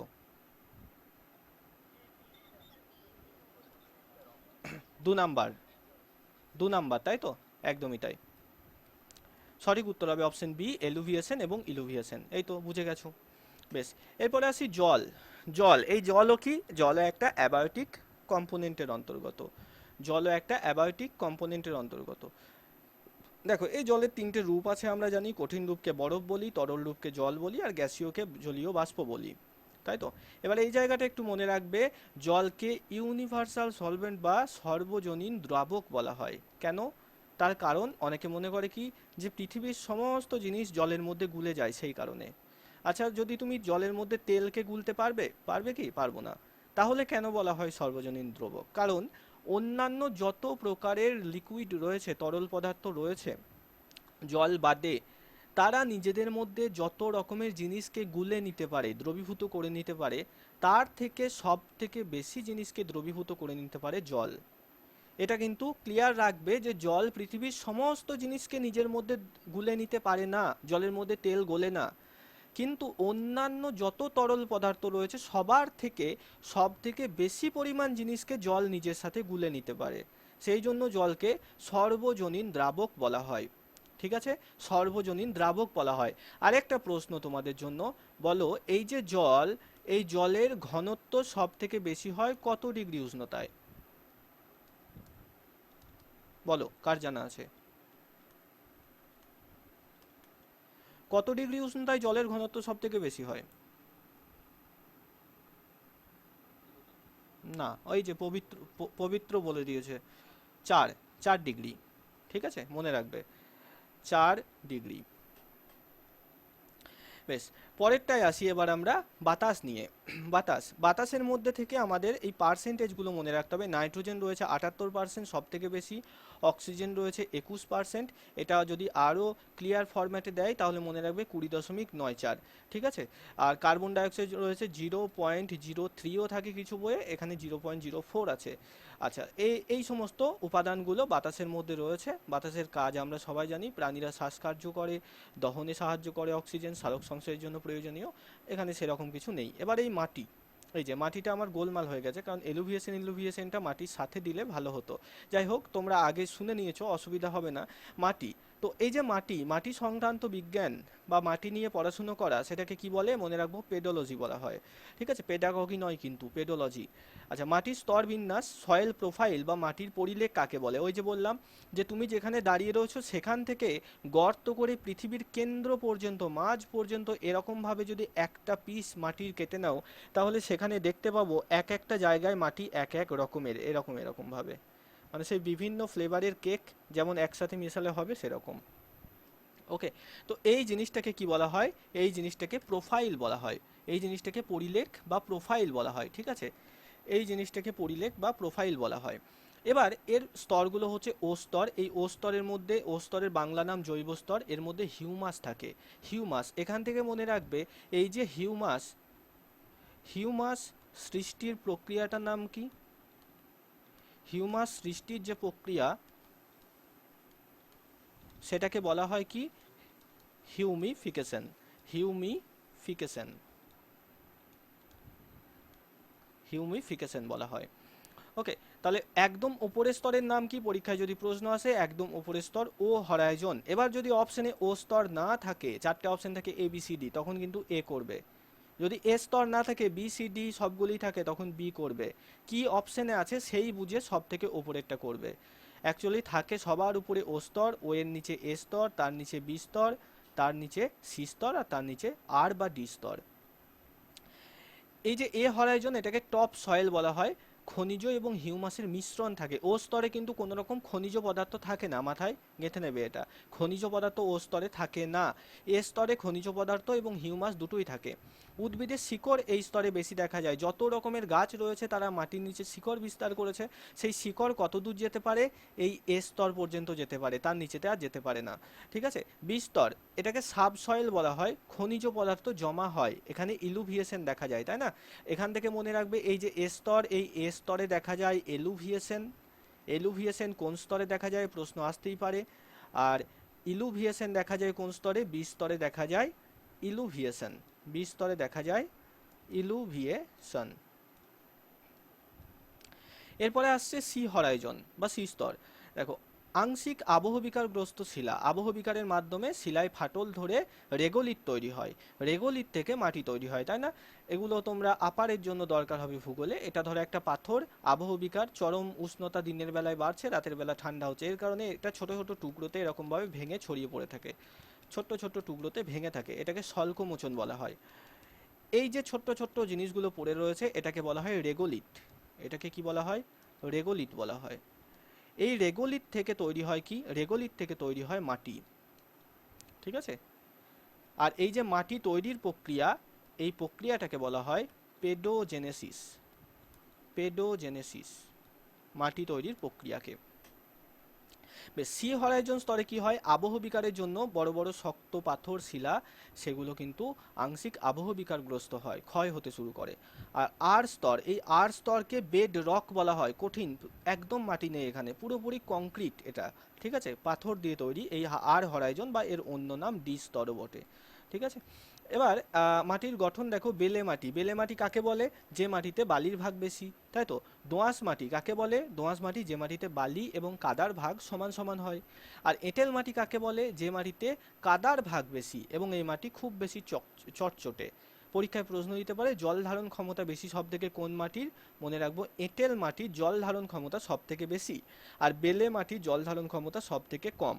ওকে, মনে রাখবে কৃষিকাজের জন্য সব থেকে উপযুক্ত দোআঁশ মাটি, কৃষিকাজের জন্য সব থেকে উপযুক্ত, তবে ধান চাষের জন্য এঁটেল মাটি উপযুক্ত। ঠিক আছে, এবার দেখো ভূপ্রকৃতি বা টোপোগ্রাফি। পাহাড়, মালভূমি, সমভূমি ইত্যাদি অঞ্চলের জলবায়ু জীববৈচিত্র্যকে প্রভাব বিস্তার করে, এটা সেরকম কিছু জানার নেই এখানে আমাদের। এরপরে আসি আর্দ্রতা বা হিউমিডিটি। আর্দ্রতা, বাতাসে কতটা জলীয় বাষ্প রয়েছে সেটাই হচ্ছে আর্দ্রতা। ঠিক আছে, বাতাসে জলীয় বাষ্প কতটা রয়েছে সেটাই হচ্ছে আর্দ্রতা। এটি বৃষ্টিপাতকে নিয়ন্ত্রণ করে। কি করে? আর্দ্রতা বৃষ্টিপাতকে নিয়ন্ত্রণ করে। আচ্ছা বলো, আমাদের বছরের কোন সময়ে বাতাসে আর্দ্রতা সব থেকে কম থাকে? কোন কালে, কোন ঋতুতে? শীতকালে, মনে রাখবে পরীক্ষায় প্রশ্ন দিতে পারে। শীতকালে আরএইচ সব থেকে কম থাকে, আর্দ্রতা সব থেকে কম থাকে শীতকালে। সেই কারণে শীতকালে দেখবে চারিদিকে এই যে আমরা বিভিন্ন রকমের লোশন ইউজ করি যাতে ঠোঁটগুলো ফেটে যায়, আমাদের অনেকের হাত ফেটে যায়, তাই না, এটার জন্য। আচ্ছা, এরপরে আসি কয়েকটা ফর্মুলা নিয়ে, এটা কিন্তু একটু অ্যাডভান্স। ঠিক আছে, কোনো বইতে হয়তো পাবে না, তবে খুব আপার লেভেলের ইভিএস এই টপিকের মধ্যে এই জিনিসটা পাবে। ওকে, আচ্ছা এখানে কিছু আমরা দুটো সূত্র পড়ব এবং খুব সহজ সূত্র, ভয় পাওয়ার কিছু নেই। একদম নতুন তো, তাই একটু ঘাবড়ে যেতে পারো। কি হচ্ছে না, দেখো ফান্ডামেন্টাল লজ অফ লিমিটেশন, অর্থাৎ এখানে কিছু সীমাবদ্ধতার সূত্র সম্পর্কে আমরা জানবো। কি কি না, এক হচ্ছে লিবিগের সর্বনিম্নতা সূত্র। লিবিগ নামক একজন বিজ্ঞানী, তিনি একটি সূত্র দিয়েছিলেন, সেটা লিবিগের সর্বনিম্নতা সূত্র নামে পরিচিত। ইভিএস রিলেটেডই। দেখো, এই সূত্রে বলা হয়েছে যে একটি গাছের বৃদ্ধি বা ফসলের ফলন কেমন হবে তা কিন্তু বাতাসে বা মাটিতে প্রচুর পরিমাণে থাকা উপাদানগুলোর উপর নির্ভর করে না, বরং যে উপাদানটি সব থেকে কম পরিমাণে আছে গাছটির বৃদ্ধি সেই উপাদানটি আটকে দেয়। তার মানে কি, একটু সহজভাবে আমি একটু বোঝানোর জন্য আমি একটা ছবি তৈরি করেছি। এই ছবিটার দিকে একটু ভালোভাবে দেখো। এটা কি এটা একটা কাঠের তৈরি একটা পাত্র, একটা ব্যারেল। এটার মধ্যে দেখো আমি জল রেখেছি, তাই না? জল রেখেছি। এবার ধরো এটা পরিবেশ। এবার ভালো করে বোঝো যে এই ব্যারেলটার মধ্যে যদি আমি যতই জল ঢালি ঠিক এই লেভেলটার ওপরে আর জল যাবে না। এই লেভেলটার ওপরে আর জল ভর্তি হবে না। তার কারণ কি, দেখো এই জায়গাটায় ভাঙা রয়েছে, এই জায়গাটা ভাঙা রয়েছে। এরপরে যতই জল ঢালি এইটা দিয়ে কিন্তু সেই জল বেরিয়ে যাবে, তাই তো? সেই জল বেরিয়ে যাবে, আমি কখনো এটাকে পুরোপুরি ফুলফিল ভর্তি করতে পারবো না। তার কারণ এটা এই জায়গাটাতে ভাঙা রয়েছে, এটা সব থেকে নিম্ন অবস্থানে রয়েছে এই অংশটা, ভাঙা অংশটা।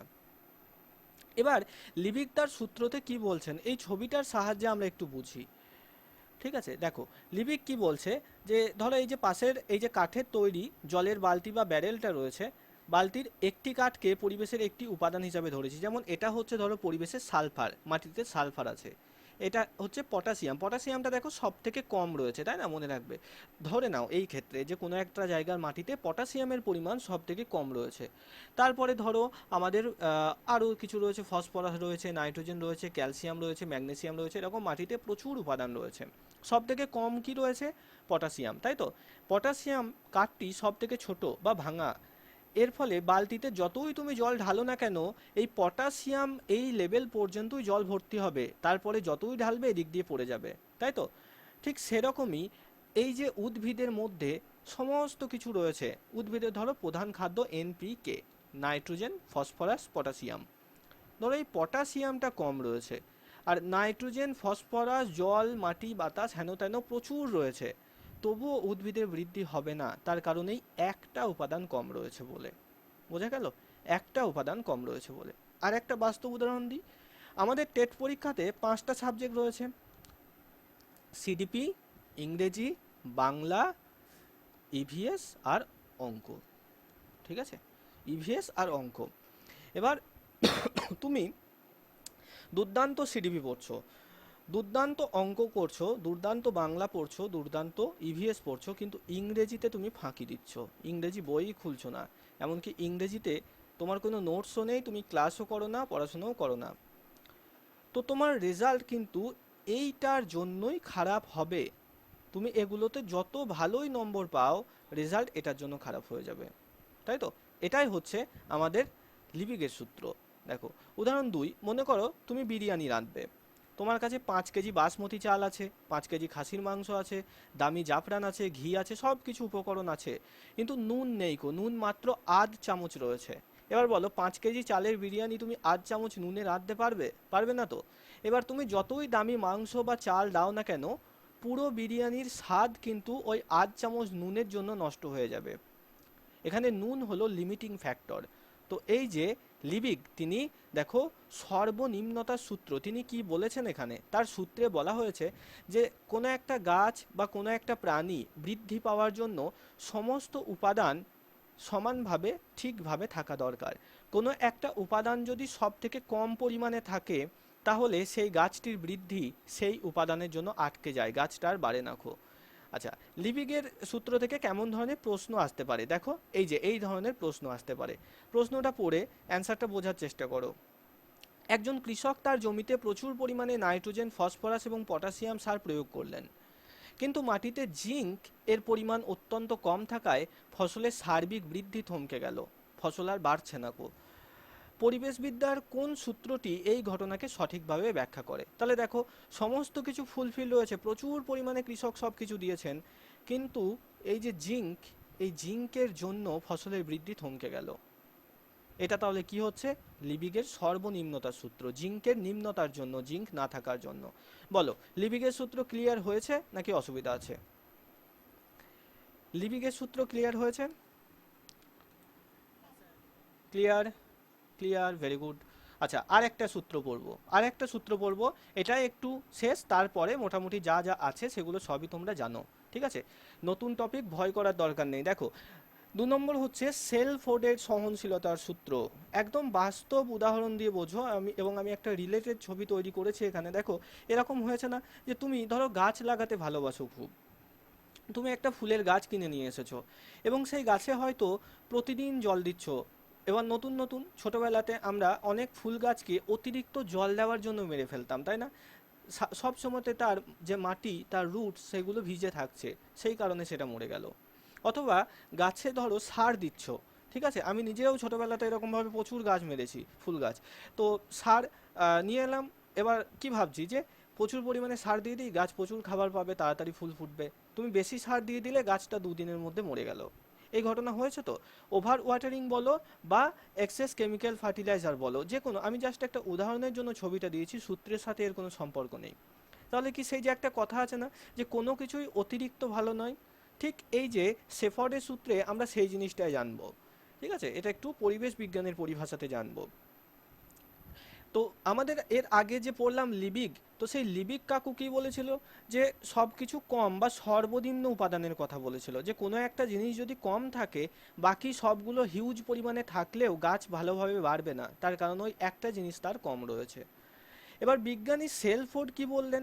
সেলফোর্ড বললেন শুধু কম নয়, যদি কোনো জিনিস অতিরিক্ত বেশি হয়, প্রচুর পরিমাণে বেশি হয়, তবেও কিন্তু সেই জীব মারা যেতে পারে, তবেও সেই জীব মারা যেতে পারে, তার ক্ষতি হতে পারে। যেমন এই যে গাছে যদি অতিরিক্ত পরিমাণে আমরা জল দিই, তাহলে সেই গাছটা মারা যাবে।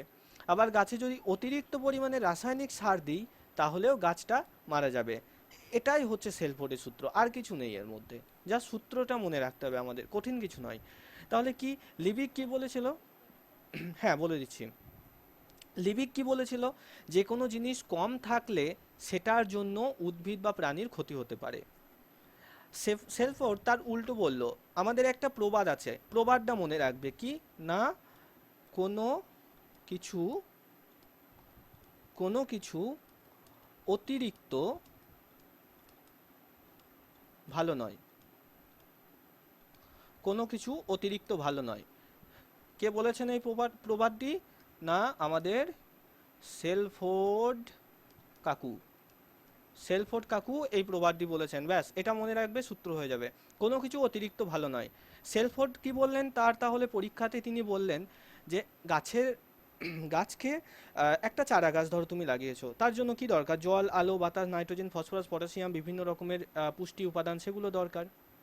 এবার এদের মধ্যে যদি কোনো একটা জিনিস অতিরিক্ত হয়ে যায়, অতিরিক্ত জল দিচ্ছ, অতিরিক্ত ইউরিয়া দিয়েছো তুমি, অর্থাৎ নাইট্রোজেনের পরিমাণ তখন বেড়ে গেছে মাটিতে, কোনো কিছু যদি অতিরিক্ত হয়ে যায়, তখন গাছটা নষ্ট হয়ে যাবে, মরে যাবে। ঠিক আছে, এটাই বলেছে সেলফোর্ড। সেলফোর্ড তাহলে লিবিগের সঙ্গেই, লিবিগের সূত্রকে কিছুটা পরিমার্জন করে দিয়েছিল। সেলফোর্ড বলেছিল যে লিবিগ যে বলেছে শুধু কম থাকার জন্য, কোনো উপাদান কম থাকার জন্য গাছ মারা যায় বা প্রাণীর ক্ষতি হয়, তা নয়, কোনো কিছু প্রয়োজনের চেয়ে বড্ড বেশি যদি থাকে, তবুও গাছ মারা যায় বা পরিবেশের ক্ষতি হয়। ঠিক আছে, সব কিছু অনুকূল থাকতে হবে, ব্যালেন্স রেঞ্জের মধ্যে থাকতে হবে। বোঝা গেল সেলফোর্ডের সূত্র? বোঝা গেছে? বোঝা গেছে, শুধু এইটুকু মনে রাখবে যে তুমি একটা গাছ কিনে এনেছো, গাছে বেশি সার দিয়ে ফেলেছো, গাছটা মরে গেছে। ব্যাস, সেলফোর্ড কাকা এই যে চলে এলো সূত্র নিয়ে। তারপরে দেখো, পরীক্ষার জন্য দুটো বিশেষ শব্দ আমাদের মনে রাখতে হবে টার্মের জন্য। একটা হচ্ছে কি না, স্টেনোহ্যালাইন, কি না, যারা বেশি তারতম্য সহ্য করতে পারে। সেই যে প্রাণীতে প্রথমে পড়লাম ওরকমই, যারা খুব বেশি তারতম্য সহ্য করতে পারে, যেমন গোল্ড ফিশ শুধু মিষ্টি জলেই বাঁচে। তুমি ধরো একটা অ্যাকোয়ারিয়াম নিয়েছো, সেখানে কিছু গোল্ড ফিশ তুমি রেখেছো, সেই অ্যাকোয়ারিয়ামের জলে যদি কোনোভাবে অ্যাক্সিডেন্টলি নুন মিশে যায়, গোল্ড ফিশ সঙ্গে সঙ্গে মরে যাবে। ঠিক আছে, একটু নুন দিলেই তারা মরে যাবে, কারণ তারা মিষ্টি জলে বাঁচে। তাহলে কি এরা, দেখো, যে যে আবহাওয়াটার মধ্যে থাকে, যে এনভায়রনমেন্টের মধ্যে থাকে, সেটাই সামান্য পরিবর্তন হলেই মরে যাচ্ছে। আমাদের প্রচলিত কথায় তাদেরকে কি বলা হয় বলো তো? আওতার ঘাস বলা হয় বা তসু বলা হয়, তাই না? এমন অনেক ছেলে থাকে না, যারা ধরো একটু রোদেই হাঁপিয়ে যায়, একটু হেঁটেই কষ্ট হয়, বা একটু মাঠে গেলে তাদের কষ্ট হয়, তার কারণ তারা সব সময় ঘরের মধ্যে ছায়াতে থেকেছে বা এসিতে থেকে থেকে তাদের অভ্যাস হয়ে গেছে। ঠিক সেরকমই তা এই পরিবেশ বিজ্ঞানে এই ধরনের প্রজাতিগুলোকে কি বলা হচ্ছে? স্টেনোহ্যালাইন। স্টেনোহ্যালাইন কারা? না, যারা নিজেদের আবহাওয়ার পরিবর্তন, সামান্য পরিবর্তন সহ্য করতে পারে না। আরেকটা পিসিস হয়, সেটাকে বলা হয় ইউরিহ্যালাইন। আমরা আগেও পড়েছি, যদিও সহজেই বুঝেছো। যারা পরিবেশের বড় সড়ো পরিবর্তন সহ্য করে নেয়, যেমন ইলিশ মাছ। ইলিশ মাছ আবার কি জানো তো? ইলিশ মাছ, এটা থেকে 22 কিংবা 23-এ, 23-এই মনে হয় প্রশ্ন এসেছিল, 22 কিংবা 23-এর পরীক্ষায়। এটা হচ্ছে একটা ইলিশ, তাই তো? হ্যাঁ, ইলিশ হচ্ছে একটা অ্যানাড্রোমাস।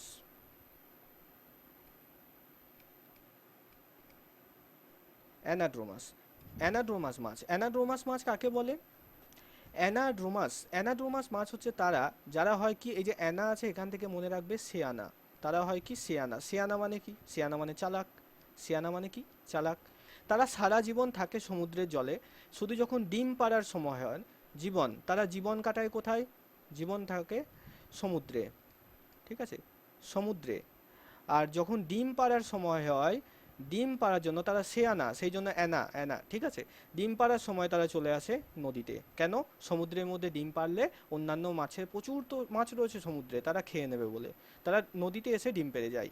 তো এই ধরনের মাছেদেরকে অ্যানাড্রোমাস মাছ বলা হয়। আর এদের উল্টো যারা রয়েছে, অর্থাৎ থাকে নদীতে ডিম পাড়তে যায় সমুদ্রে, তারা খুব বোকা, তাদেরকে বলা হয় ক্যাটাড্রোমাস। ক্যাটাড্রোমাস, 23 সালে আসা প্রশ্ন। ক্যাটাড্রোমাস এরা কি করে? এরা জীবন কাটায় নদীতে। আর ডিম পেড়ে আসে কোথায়?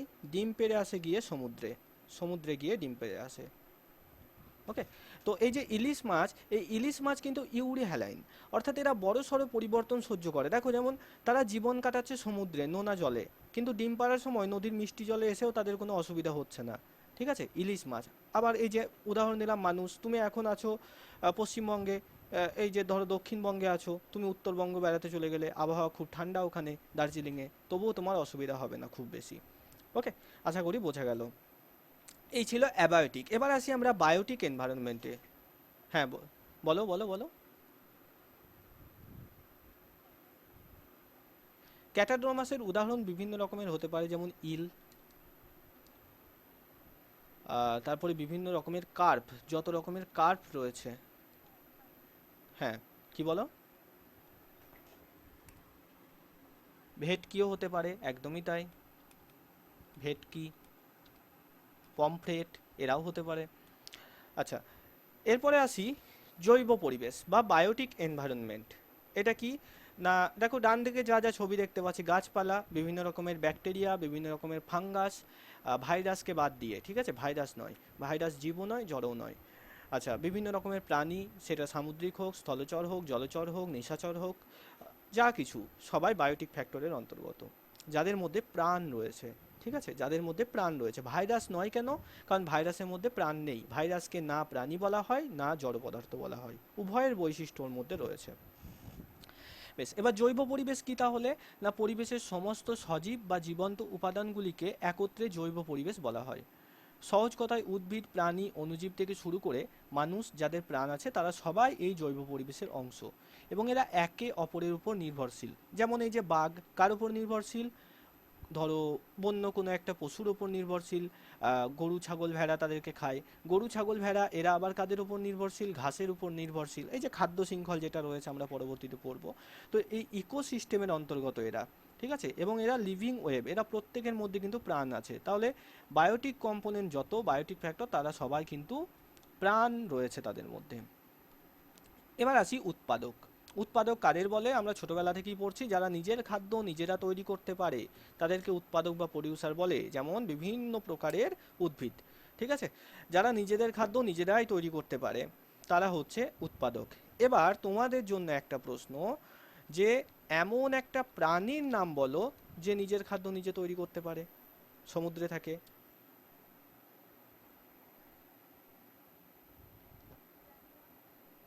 প্লাঙ্কটন দুই প্রকারের হয়, জু প্লাঙ্কটন, ফাইটোপ্লাঙ্কটন। জু প্লাঙ্কটনকে প্রাণী বলা হয়, ফাইটোপ্লাঙ্কটনকে উদ্ভিদ বলা হয়। তোমার উত্তর ভুল।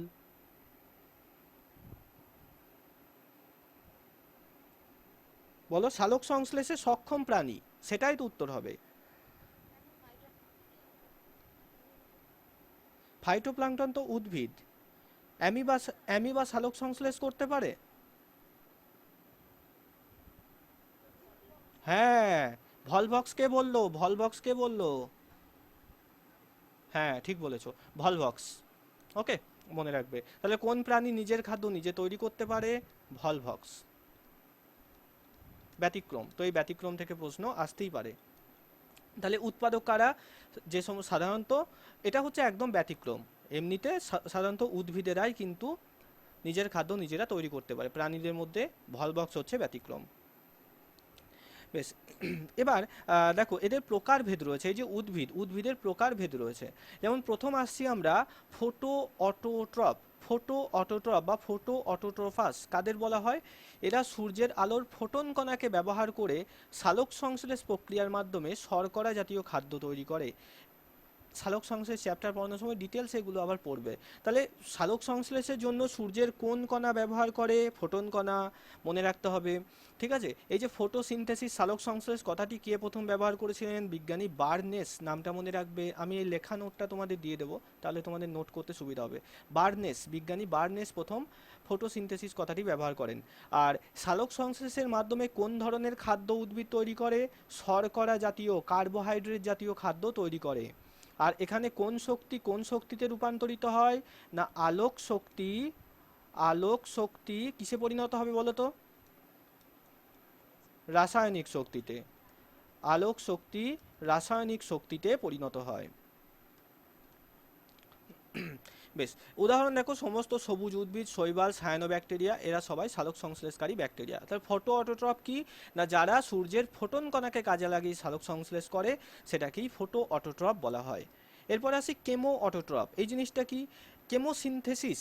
দেখো এরা সূর্যের আলোর অনুপস্থিতিতে নিজেদের মধ্যে এমন একটা রাসায়নিক বিক্রিয়া ঘটায়, সেই রাসায়নিক বিক্রিয়ার মাধ্যমে তারা সূর্যের আলো না থাকা অবস্থাতেও সালোক সংশ্লেষ করতে পারে।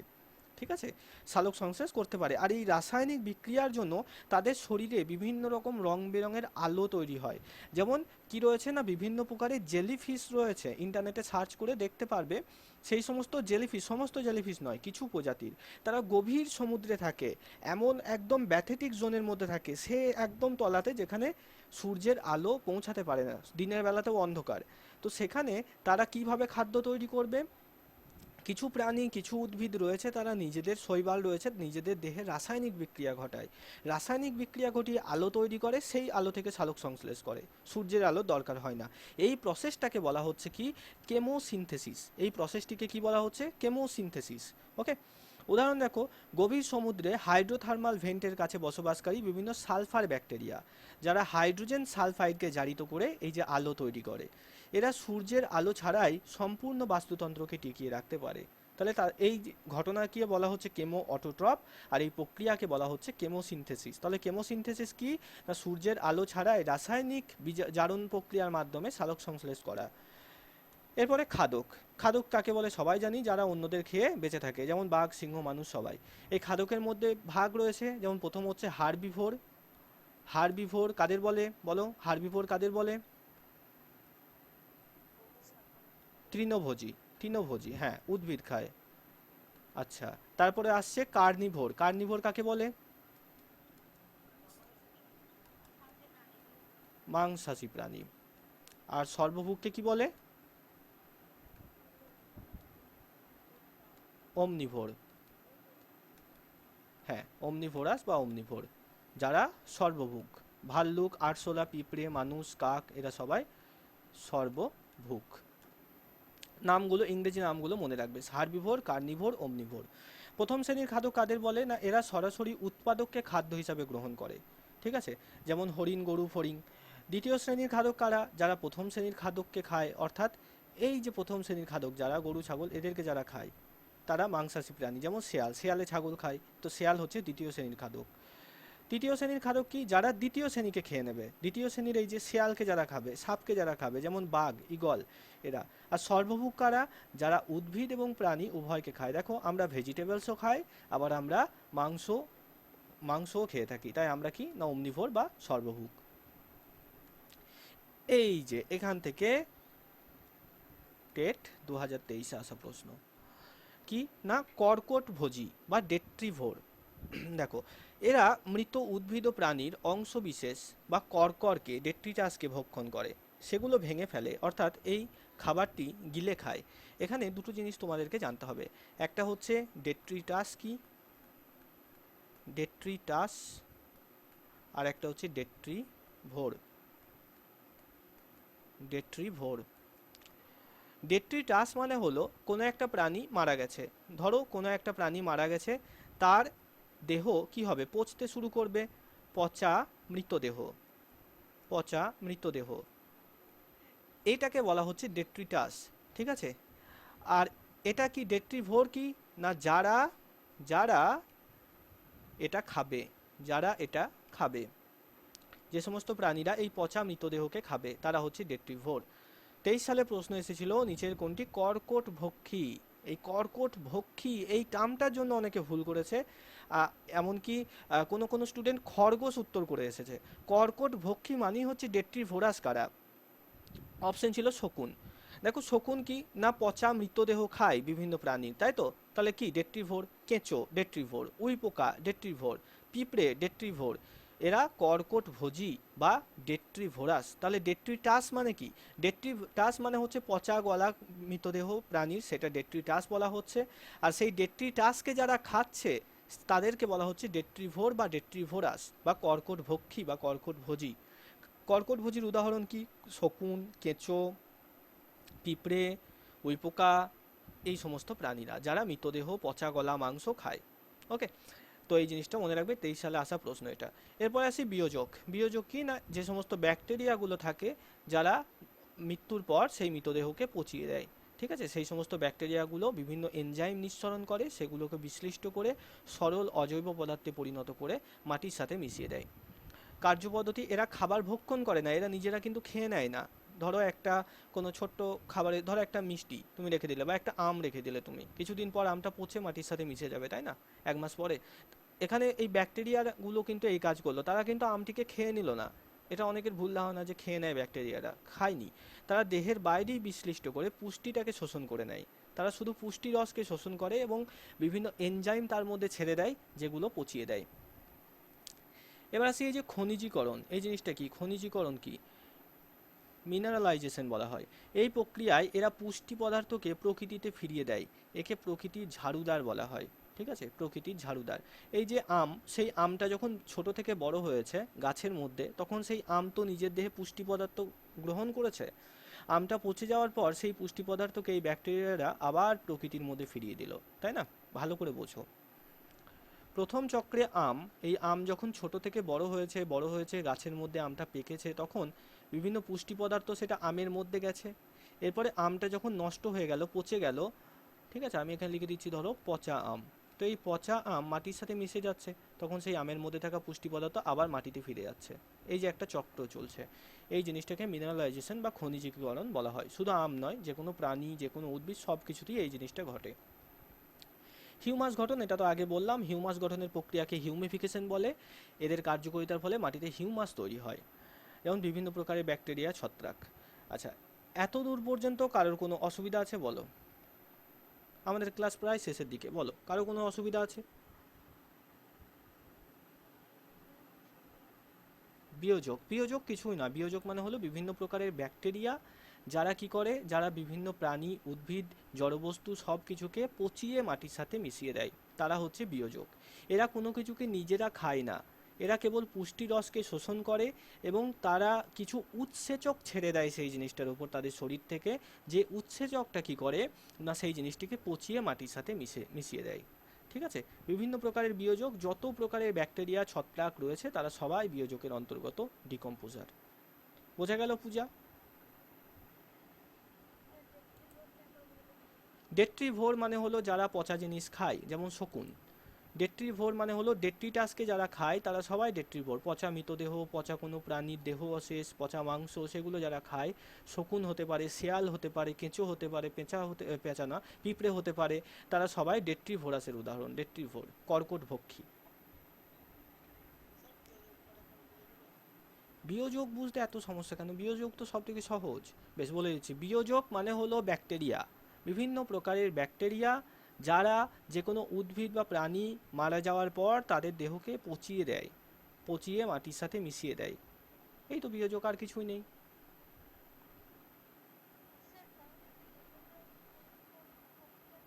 হ্যাঁ, তারাই তো করে। খনিজীকরণ মানে হলো যে মাটি থেকে, এটা বিভিন্ন চক্র রয়েছে আমাদের, জীবভর চক্র বলা হয় এগুলোকে। দেখো, একটা ধরো ছাগল ছানা, একটা ছাগলছানা জন্মানোর পর বড় হলো, বড় হওয়ার সাথে সাথে সে ঘাস পাতা খেয়েছে। ঘাস পাতা খেয়েছে মানে কি, সেই পুষ্টি পদার্থ তার শরীরে জমা হচ্ছে এবং সে বড় হচ্ছে। সেই পুষ্টি পদার্থ ছিল কোথায়? মাটির মধ্যে ছিল। মাটি থেকে উদ্ভিদেরা পেয়েছে, উদ্ভিদ থেকে ছাগলছানা পেলো। ছাগলছানা একটা টাইমে মৃত্যু হওয়ার পর তার দেহটা মাটির সাথে মিশে গেল। ঠিক আছে, এবার এই ব্যাকটেরিয়ারে কি করলো, সেই তার দেহের মধ্যেও তো পুষ্টি পদার্থ আছে, সেটাকে আবার কি করলো, সেটাকে মাটির মধ্যে মিশিয়ে দিল। রবীন্দ্রনাথ ঠাকুর কি করতো জানো তো? কলকাতাতে যখন ওই পদ্মা নদীর ওইদিকে বর্ষাকালে প্রচুর পরিমাণে ইলিশ হতো সেই টাইমে। তো ইলিশ হওয়ার জন্য রবীন্দ্রনাথ যখন ওইদিকে থাকতেন, তিনি প্রচুর পরিমাণে ইলিশ, এত পরিমাণ ইলিশ হতো যে মানুষ খেয়ে শেষ করতে পারতো না। এবং সেই মরা ইলিশ মাছ যেগুলো নষ্ট হয়ে যেত, তিনি সেগুলোকে মাটি চাপা দিয়ে দিতেন। কেন না, তার গাছপালার প্রতি একটা ভালোবাসা ছিল। তো যাতে গাছেরা পুষ্টি পদার্থ পায়, কিভাবে পাবে? ওই যে ইলিশ মাছ সেটা পচে জৈব সার তৈরি হবে, সেটাই তো খনিজীকরণ। ইলিশ মাছের দেহ থেকে মাটিতে পুষ্টি পদার্থ ফিরে যাবে। বোঝা গেল বিয়োজক?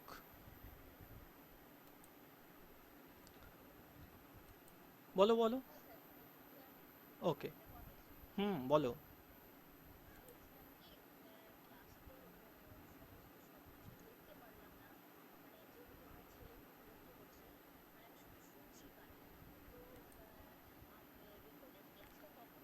রেকর্ডেড ক্লাস, এই ক্লাসটা শেষ হওয়ার 20 মিনিটের মধ্যে পেয়ে যাবে, যতক্ষণ আপলোড হতে লাগবে।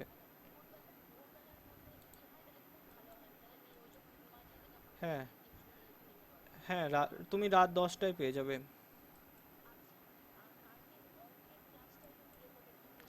ওটা অ্যাপে এখনও আসেনি, আমি বুঝতে পারছি না কী সমস্যা। অ্যাপে এলেই আমি আপলোড করে দেবো। না, কালকে নেটওয়ার্কের কিছু সমস্যা ছিল মনে হয়। আমি দেখছি, পেলেই ওটা আপলোড করে দেবো। একদম। ঠিক আছে, ঠিক আছে। ওকে। হ্যাঁ, অবশ্যই গ্রুপে পেয়ে যাবে। আচ্ছা, এবার কিছু গুরুত্বপূর্ণ কনসেপ্ট। হ্যাঁ, দিয়ে দেবো। মানে এই মার্ক করা এটা বলছো তো? হুম, ঠিক আছে, ঠিক আছে। ওকে। বেশ। এবার দেখো কিছু গুরুত্বপূর্ণ কনসেপ্ট আর একটুখানি দেখে নাও, তারপরে এই চ্যাপ্টারটার উপরে আমি প্রশ্ন রাখিনি এই ক্লাসে। ক্লাস শেষ হওয়ার পর তোমাদের গ্রুপে পিডিএফ দেবো, সেটা সলভ করে জমা দেবে, ঠিক আছে? আর দেখো কিছু গুরুত্বপূর্ণ কনসেপ্ট। প্রথম হচ্ছে সূচক প্রজাতি। কিছুদিন আগে আমাদের প্র্যাকটিস গ্রুপে আমি একটা গাছের ছবি দিয়েছিলাম, মনে পড়ছে? সেখানে লাইকেন কি সেই জিনিসটা দেখিয়েছিলাম। তো এই যে লাইকেন, সেটা হচ্ছে সূচক প্রজাতি। এমন কিছু প্রজাতি যারা ইন্ডিকেটর হিসেবে কাজ করে, পরিবেশের অবস্থা জানান দেয়। ঠিক আছে, যেমন ভূমিকম্প হলে দেখবে কাক বা অন্যান্য প্রাণী তারা বুঝতে পারে এবং আকাশের মধ্যে গোল গোল হয়ে ঘুরতে শুরু করে ভূমিকম্প হওয়ার আগেই। তারা যেমন জানান দেয় যে ভূমিকম্প আসছে, বা সমুদ্রের জলে দীঘা বা এই জায়গাগুলোতে সুনামি হওয়ার আগে সেখানকার যে বড় বড় মাছ ইত্যাদি ইত্যাদি রয়েছে, তারা কিন্তু জলের মধ্যে দিয়ে দূরে সরে যায় বা কাছের দিকে আসে, এরকমভাবে তারা জানান দেয়। ঠিক সেরকম পরিবেশে বেশ কিছু প্রজাতি রয়েছে যারা পরিবেশের অবস্থা এখন খারাপ নাকি ভালো, পরিবেশ অসুস্থ নাকি সুস্থ, সেটা জানান দেয়। তাদেরকে বায়ো ইন্ডিকেটর বা সূচক প্রজাতি বলা হয়। ওকে, যেমন কি কি রয়েছে? প্রথম হচ্ছে লাইকেন, এবং এটা থেকে প্রশ্ন আসে, এটা থেকে আসা প্রশ্ন 2022 ডেটে। এই যে লাইকেন, লাইকেন কি? লাইকেন হচ্ছে গাছের মধ্যে জমে থাকা এক প্রকারের ছত্রাক। এটা ধরো গাছের কাণ্ড, এখানে এরকম ছাপ ছাপ হয়ে লাইকেন জমে থাকে। ছবিটা আমি দেখবো ওই স্টুডেন্ট জোন গ্রুপে দিয়েছিলাম এক সপ্তাহ আগে মনে হয়, কারো কাছে থাকলে আরেকবার ফরওয়ার্ড করে দিও। তো এই যে লাইকেন সে কী করে, এ বায়ু দূষণের জৈব নির্দেশক হিসেবে কাজ করে। বায়ু দূষণের জৈব নির্দেশক। যে অঞ্চলে বাতাস দূষিত, সেই অঞ্চলের গাছের মধ্যে থাকা এই যে লাইকেন, সেটা কী রঙের হয়ে যাবে? সেটা ব্রাউন হয়ে যাবে, ব্রাউন। ওকে। আর যদি বায়ু দূষণ, ব্রাউন মানে কি? বায়ু দূষণ বেশি, এটা মনে রাখবে। লাইকেনের রং যদি বাদামি বা খয়েরি রঙের হয়, তার মানে সেই অঞ্চলে বায়ু দূষণ বেশি। আর যে অঞ্চলে বায়ু দূষণ নেই বা বায়ু দূষণ খুব কম, সেখানে লাইকেন কেমন থাকবে? গ্রিন থাকবে, সবুজ থাকবে। গ্রিন মানে বায়ু দূষণ কম সেই অঞ্চলে। তো লাইকেন দেখে আমরা বুঝতে পারবো সেই অঞ্চলের বাতাসের অবস্থা কেমন, এয়ার কোয়ালিটি কেমন। ঠিক আছে। এটা অত্যন্ত সংবেদনশীল, বিশেষত সালফার ডাইঅক্সাইড গ্যাসের প্রতি। দূষিত শহরে লাইকেন দেখা যায় না, আর দেখা গেলেও থাকলেও সেটা কী রঙের হয়ে যাবে? রঙটা মনে রাখবে, বাদামি রঙের হয়ে যায়। আর ব্যাঙ, এই যে ব্যাঙ, ব্যাঙের যে চামড়া রয়েছে, স্কিন, সেটা খুব বেশি স্পর্শকাতর, সংবেদনশীল। জল দূষণ বাড়লেই ব্যাঙেরা সেই জায়গা ত্যাগ করে। অর্থাৎ কোনো একটা জলাশয়, সেই জলাশয়ে প্রচুর ব্যাঙ রয়েছে, তার মানে হলো সেই জলাশয়ের জলটা ভালো। ঠিক আছে, জল যদি দূষিত হয়, দূষিত জলে ব্যাঙ থাকে না, ব্যাঙের চামড়া ক্ষতি হয়, সেই কারণে ব্যাঙেরা দূষিত জল ত্যাগ করে। তাহলে ব্যাঙ দেখে আমরা কি জল দূষণ বুঝতে পারি, জল দূষণ বুঝতে পারি, আর লাইকেন দেখে আমরা বায়ু দূষণ বুঝতে পারি। এদেরকে বলা হয় সূচক প্রজাতি বা ইন্ডিকেটর স্পিসিস। এরপরে আসি কিস্টোন প্রজাতি। বহুবার রিপিটেড প্রশ্ন এই প্রজাতি থেকে আসে। কিস্টোন প্রজাতি মানে হলো খুব গুরুত্বপূর্ণ একটা প্রজাতি যার সংখ্যা খুব কম, যার সংখ্যা খুব কম। ঠিক আছে, যে প্রজাতির সংখ্যা কম হওয়া সত্ত্বেও বাস্তুতন্ত্রের উপর তার প্রভাব অনেক বেশি, তার প্রভাব অনেক বেশি। যেমন ধরো ধরো তুমি স্কুলে আছো, ধরো তুমি স্কুলে আছো, সেখানে 100 জন ছাত্রছাত্রী আছে, সেখানে 2-4 জন এমন থাকে যারা সব কাজ সব সময়তে করে, ঠিক আছে, খুব বেশি এক্সপার্ট। তো তাদের সংখ্যা কম কিন্তু তাদের গুরুত্ব খুব বেশি। হয়তো ফুল গাছ লাগাতে হবে, তারা সেই কাজে এক্সপার্ট। হয়তো স্কুল পরিষ্কার করতে হবে, সেই কাজে তারা এক্সপার্ট। হয়তো সরস্বতী পূজা হবে স্কুলে, সেই কাজে তারা এক্সপার্ট, তাই না? ঠিক সেরকম আমাদের পরিবেশের মধ্যে এমন কিছু প্রাণী রয়েছে যারা সংখ্যায় অনেক কম কিন্তু খুব গুরুত্বপূর্ণ তারা। যেমন বাঘ, গন্ডার, হাতি, সিংহ, এরা। দেখো বাঘ, এই বাঘ কি, বাঘ হচ্ছে একটা কিস্টোন প্রজাতি। কেন না, তৃণভোজী প্রাণীর সংখ্যা নিয়ন্ত্রণ করে। বাঘ না থাকলে তৃণভোজী প্রাণীর সংখ্যা প্রচুর বেড়ে যেত, আর তারা সব গাছপালা খেয়ে নিত, এবং গাছপালা খেয়ে নিলে অক্সিজেনের অভাব দেখা যেত, বাস্তুতন্ত্র ধ্বংস হয়ে যেত। তো বাঘ একটা কিস্টোন প্রজাতি, কারণ বাঘের সংখ্যা কম কিন্তু বাস্তুতন্ত্রের ভারসাম্য বজায় রাখতে বাঘ খুব বেশি সাহায্য করে। একই রকমভাবে হাতি, সিংহ, এরাও কিন্তু কিস্টোন প্রজাতি। কিভাবে চিনবে? যদি অপশন থাকে, 4টে অপশন থাকবে, 4টে অপশনের মধ্যে যে প্রাণীটার সংখ্যা বাস্তুতন্ত্রে কম সেটাই উত্তর করে দেবে কিস্টোন প্রজাতি, যদি বুঝতে না পারো। সামুদ্রিক ভোঁদড়, এরা সি অর্চিন বলে এক ধরনের জলজ প্রাণী হয়। তো সেই সি অর্চিনকে খেয়ে বেঁচে থাকে, ঠিক আছে, সামুদ্রিক ভোঁদড় বা অটার বলা হয় যেটা। তো এই, হ্যাঁ বলো। না না, তা কেন? বাঘ হবে, গন্ডার হবে, হাতি হবে, সিংহ হবে, তুমি আরও আনতে পারো, অসংখ্য উদাহরণ রয়েছে যারা বাস্তুতন্ত্রে বড় ভূমিকা নেয়। ঠিক আছে, কি এবার আসি সামুদ্রিক ভোঁদড়, এটাও যেমন কিস্টোন প্রজাতি, সে সমুদ্রের মধ্যে। সি অর্চিন এদের সংখ্যাকে নিয়ন্ত্রণে রাখে এদেরকে খেয়ে খেয়ে। ঠিক আছে, ভোঁদড় না থাকলে সি অর্চিন কেল্প নামক সামুদ্রিক শৈবালের জঙ্গল খেয়ে শেষ করে দেয়, অর্থাৎ প্রবাল প্রাচীরকে সি অর্চিনরা খেয়ে ফেলে। আর প্রবাল প্রাচীর যাতে নষ্ট না হয় সেই জন্য সি অর্চিনকে সামুদ্রিক ভোঁদড়ে খায়। তাহলে সি অর্চিনের যে সংখ্যা সেটা নিয়ন্ত্রণ রাখে কে? সামুদ্রিক ভোঁদড়। এবার আসি জীব সম্প্রদায় পারস্পরিক সম্পর্ক, খুব গুরুত্বপূর্ণ। আগের দিনের 50 নম্বরে যে মক টেস্ট, সেখানে 46 নম্বর যে প্রশ্নটা সেটা এই জায়গা থেকে দেওয়া ছিল। অনেকের ভুল হয়েছে, অনেকের ঠিক হয়েছে, যদিও ভুল হওয়াটা তোমাদের দোষ নয়, প্রশ্নটার টার্মটার দোষ। তার কারণ ওখানে আকাশমণি কথাটা ছিল, যদিও আকাশমণি ওই উদ্ভিদটার বাংলা নাম আকাশমণি নয়।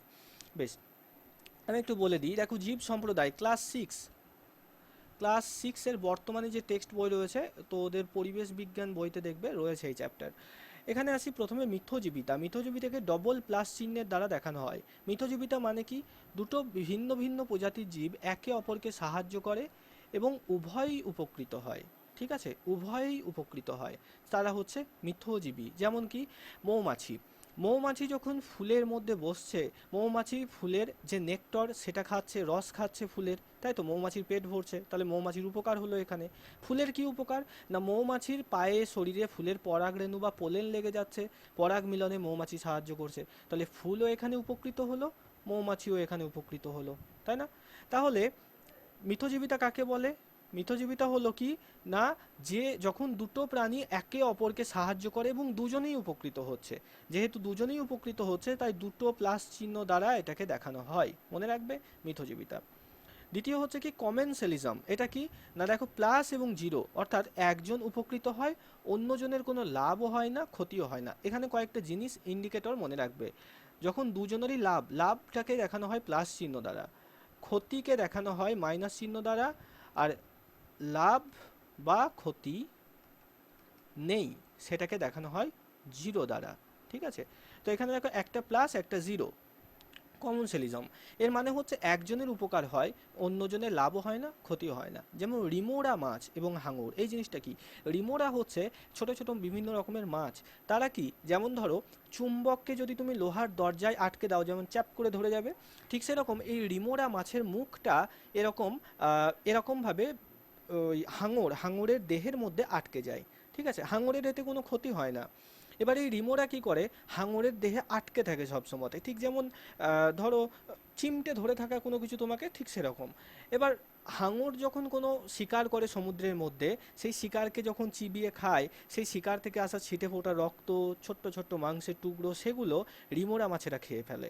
এতে কি হচ্ছে, দেখো রিমোরা মাছ উপকৃত হচ্ছে, তাকে শিকার করতে হচ্ছে না, হাঙরের শিকার করা খাবার সে খাচ্ছে, কিন্তু হাঙরের এতে কোনো উপকারও হচ্ছে না, ক্ষতিও হচ্ছে না। ঠিক আছে, এটা হচ্ছে কমেন্সেলিজমের উদাহরণ। ওকে, এগুলো খাতায় নোট করে ভালোভাবে মুখস্থ করবে। তারপরে হচ্ছে পরজীবিতা। পরজীবিতা মানে কি? পরজীবিতা প্লাস মাইনাস, বলো।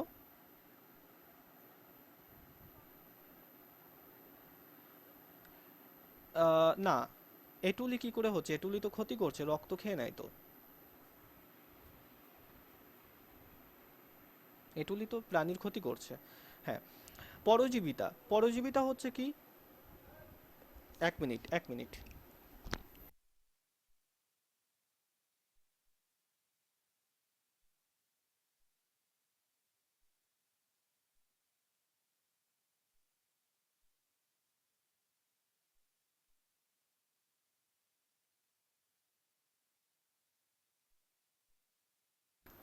আচ্ছা, শোনা যাচ্ছে? শোনা যাচ্ছে? আচ্ছা, ওকে ওকে ওকে। পরজীবিতা এটা কি? এটা দেখো প্লাস মাইনাস, অর্থাৎ একজন পোষক পরজীবী অন্যের পোষক দেহের দেহ বা দেহের বাইরে বাস করে পুষ্টি শোষণ করে, পোষকের ক্ষতি করে। এই যে বললে না কিছুক্ষণ আগে এটুলি, এটা হচ্ছে পরজীবী। উকুন, এরা হচ্ছে পরজীবী।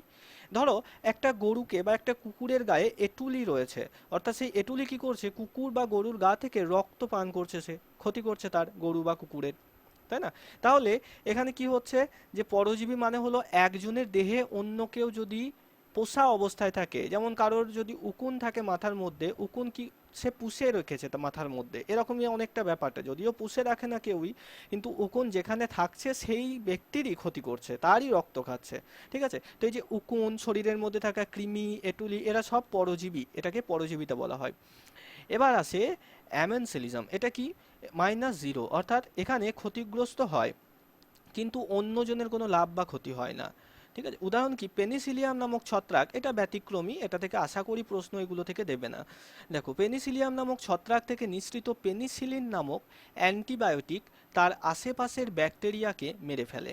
এখানে ছত্রাকের কোনো লাভও হয় না, কিন্তু ব্যাকটেরিয়ার ক্ষতি হয়। ঠিক আছে, দেখো পেনিসিলিয়াম, তো পেনিসিলিয়াম কি, পেনিসিলিয়াম নামক এই যে ছত্রাক, সে নিজের দেহ থেকে এক রকমের অ্যান্টিবায়োটিক নিঃসরণ করে। সেই অ্যান্টিবায়োটিক কি করে, তার আশেপাশে অন্যান্য যত রকমের ব্যাকটেরিয়া আছে তাদেরকে মেরে ফেলছে। এবার এই যে মেরে ফেলার ফলে যে পেনিসিলিনের কোনো ক্ষতি হচ্ছে বা লাভ হচ্ছে, সরি, কোনো লাভ হচ্ছে তেমন নয়। আবার ওই যে ব্যাকটেরিয়ারা তারা কিন্তু নষ্ট হয়ে যাচ্ছে, অন্যান্য ব্যাকটেরিয়ারা, তাই না? এই জিনিসটা হচ্ছে অ্যামেনসেলিজম। একজন ক্ষতিগ্রস্ত হয়, অন্যজনের লাভ ক্ষতি হয় না। পেনিসিলিনের কোনো লাভও নেই, ক্ষতিও নেই, কিন্তু তার চারপাশে অন্যান্য যে ব্যাকটেরিয়াগুলো, তারা কিন্তু ক্ষতিগ্রস্ত হলো। ঠিক যেরকম ইউক্যালিপটাস গাছ, এই ইউক্যালিপটাস গাছ যেখানে থাকে, সে তার পাতার মধ্যে এক বিশেষ প্রকারের বিষাক্ত রাসায়নিক পদার্থ জমিয়ে রাখে, এবং সেই পাতা ঝরে পড়ে, সেই পাতা মাটির সাথে মিশে যায়, এবং ওই রাসায়নিক পদার্থ ইউক্যালিপটাস গাছের চারপাশে অন্য কোনো বড় গাছকে হতে দেয় না। ঠিক আছে, এটা অ্যামেনসেলিজম যদিও নয়, তার কারণ এতে ইউক্যালিপটাস গাছের লাভ হয়, সে পুষ্টি পদার্থ একা পায় মাটি থেকে। ওকে, তাহলে এই কয়েকটা জিনিস তোমাদের একটু জেনে রাখতে হবে। এবার এই প্রশ্নটার উত্তর বলো।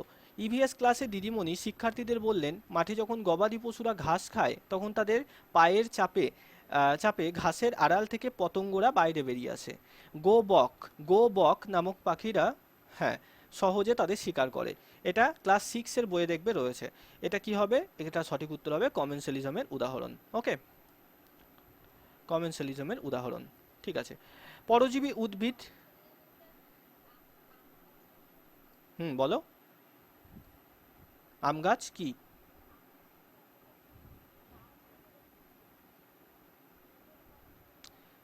হ্যাঁ, সে যদি সেই গাছটা যদি আম গাছ থেকে পুষ্টি পদার্থ শুষে নেয়, তাহলে সেটা কমেন্সারিজম হবে, অর্থাৎ আম গাছের ক্ষতি করবে।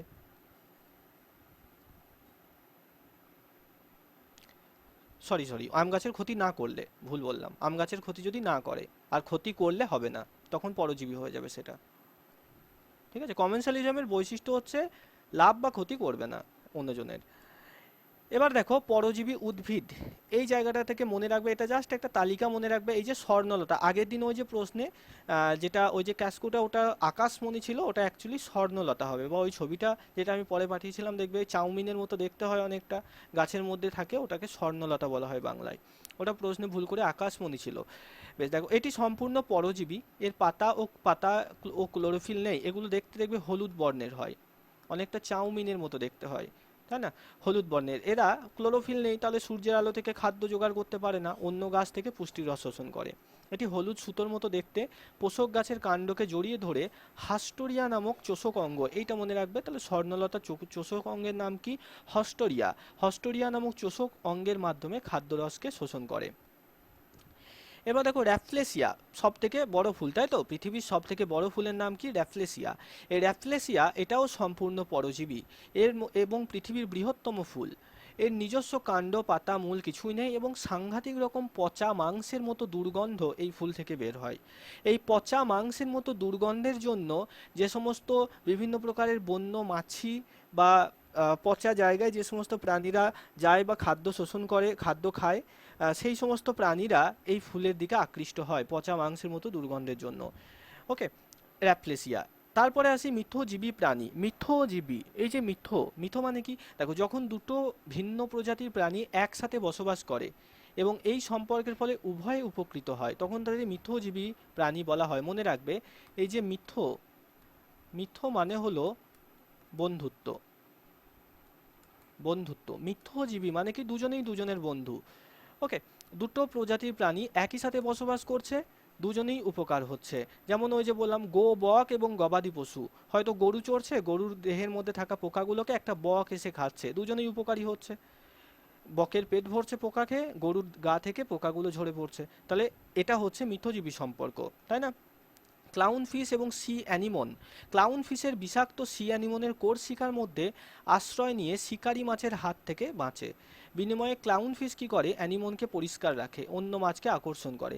আর একটা আছে তোমার পিঁপড়ের সাথে, এই যে দেখো পিঁপড়ে এবং জাব পোকা। ইভিএস বুক ক্লাস 6 এটা আছে, সেই জন্য আমাদের গুরুত্বপূর্ণ, কারণ যেহেতু পর্ষদ থেকেই প্রশ্ন কিন্তু করা হবে। পিঁপড়ে ও জাব পোকা কি না? হানি ডিউ, এখানে একটা টার্ম পাবে, হানি ডিউ, এটা খায়। জাব পোকা গাছের রস খেয়ে হানিডিউ নামক মিষ্টি এক ধরনের তরল ত্যাগ করে। এই জাব পোকা একটা বিশেষ ধরনের পোকা, তারা বিভিন্ন গাছের রস খায় এবং রস খাওয়ার পর তারা হানিডিউ নামক একটা মিষ্টি তরল পদার্থ তাদের শরীর থেকে ত্যাগ করে। এবং পিঁপড়েরা সেই হানিডিউ হচ্ছে পিঁপড়েদের প্রিয় খাদ্য। পিঁপড়েরা তাদের ত্যাগ করা সেই তরল পদার্থকে খাদ্য হিসাবে গ্রহণ করে। ঠিক আছে, এর জন্য কি হয়? জাব পোকাদের অন্যান্য শিকারী প্রাণীর হাত থেকে রক্ষা করে। সেই গাছে পিঁপড়েরা রয়েছে আর জাব পোকা রয়েছে, অন্য কোনো প্রাণীকে পিঁপড়েরা সেই গাছে উঠতে দেয় না। তাহলে জাব পোকার একটা সুরক্ষা হচ্ছে সেখানে অন্য প্রাণীদের থেকে পিঁপড়েদের জন্য। আর পিঁপড়েদের কি হচ্ছে? পেট ভরে যাচ্ছে জাব পোকার হানিডিউ খেয়ে। তো একে পশুপালনের সাথেও তুলনা করা যেতে পারে। এই ছিল আমাদের আজকের টোটাল ক্লাসটা। এত দূর পর্যন্ত কারোর কোথাও অসুবিধা থাকলে বলো। বোঝা গেছে?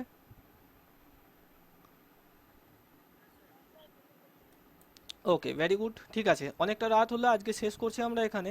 আর এই চ্যাপ্টারের উপরে প্রশ্ন দিয়ে দেবো 50 নম্বরের। ঠিক আছে, 50 নম্বরের দিয়ে দেবো, তোমরা সলভ করে গ্রুপে দেবো, এক্ষুনি দিয়ে দেবো।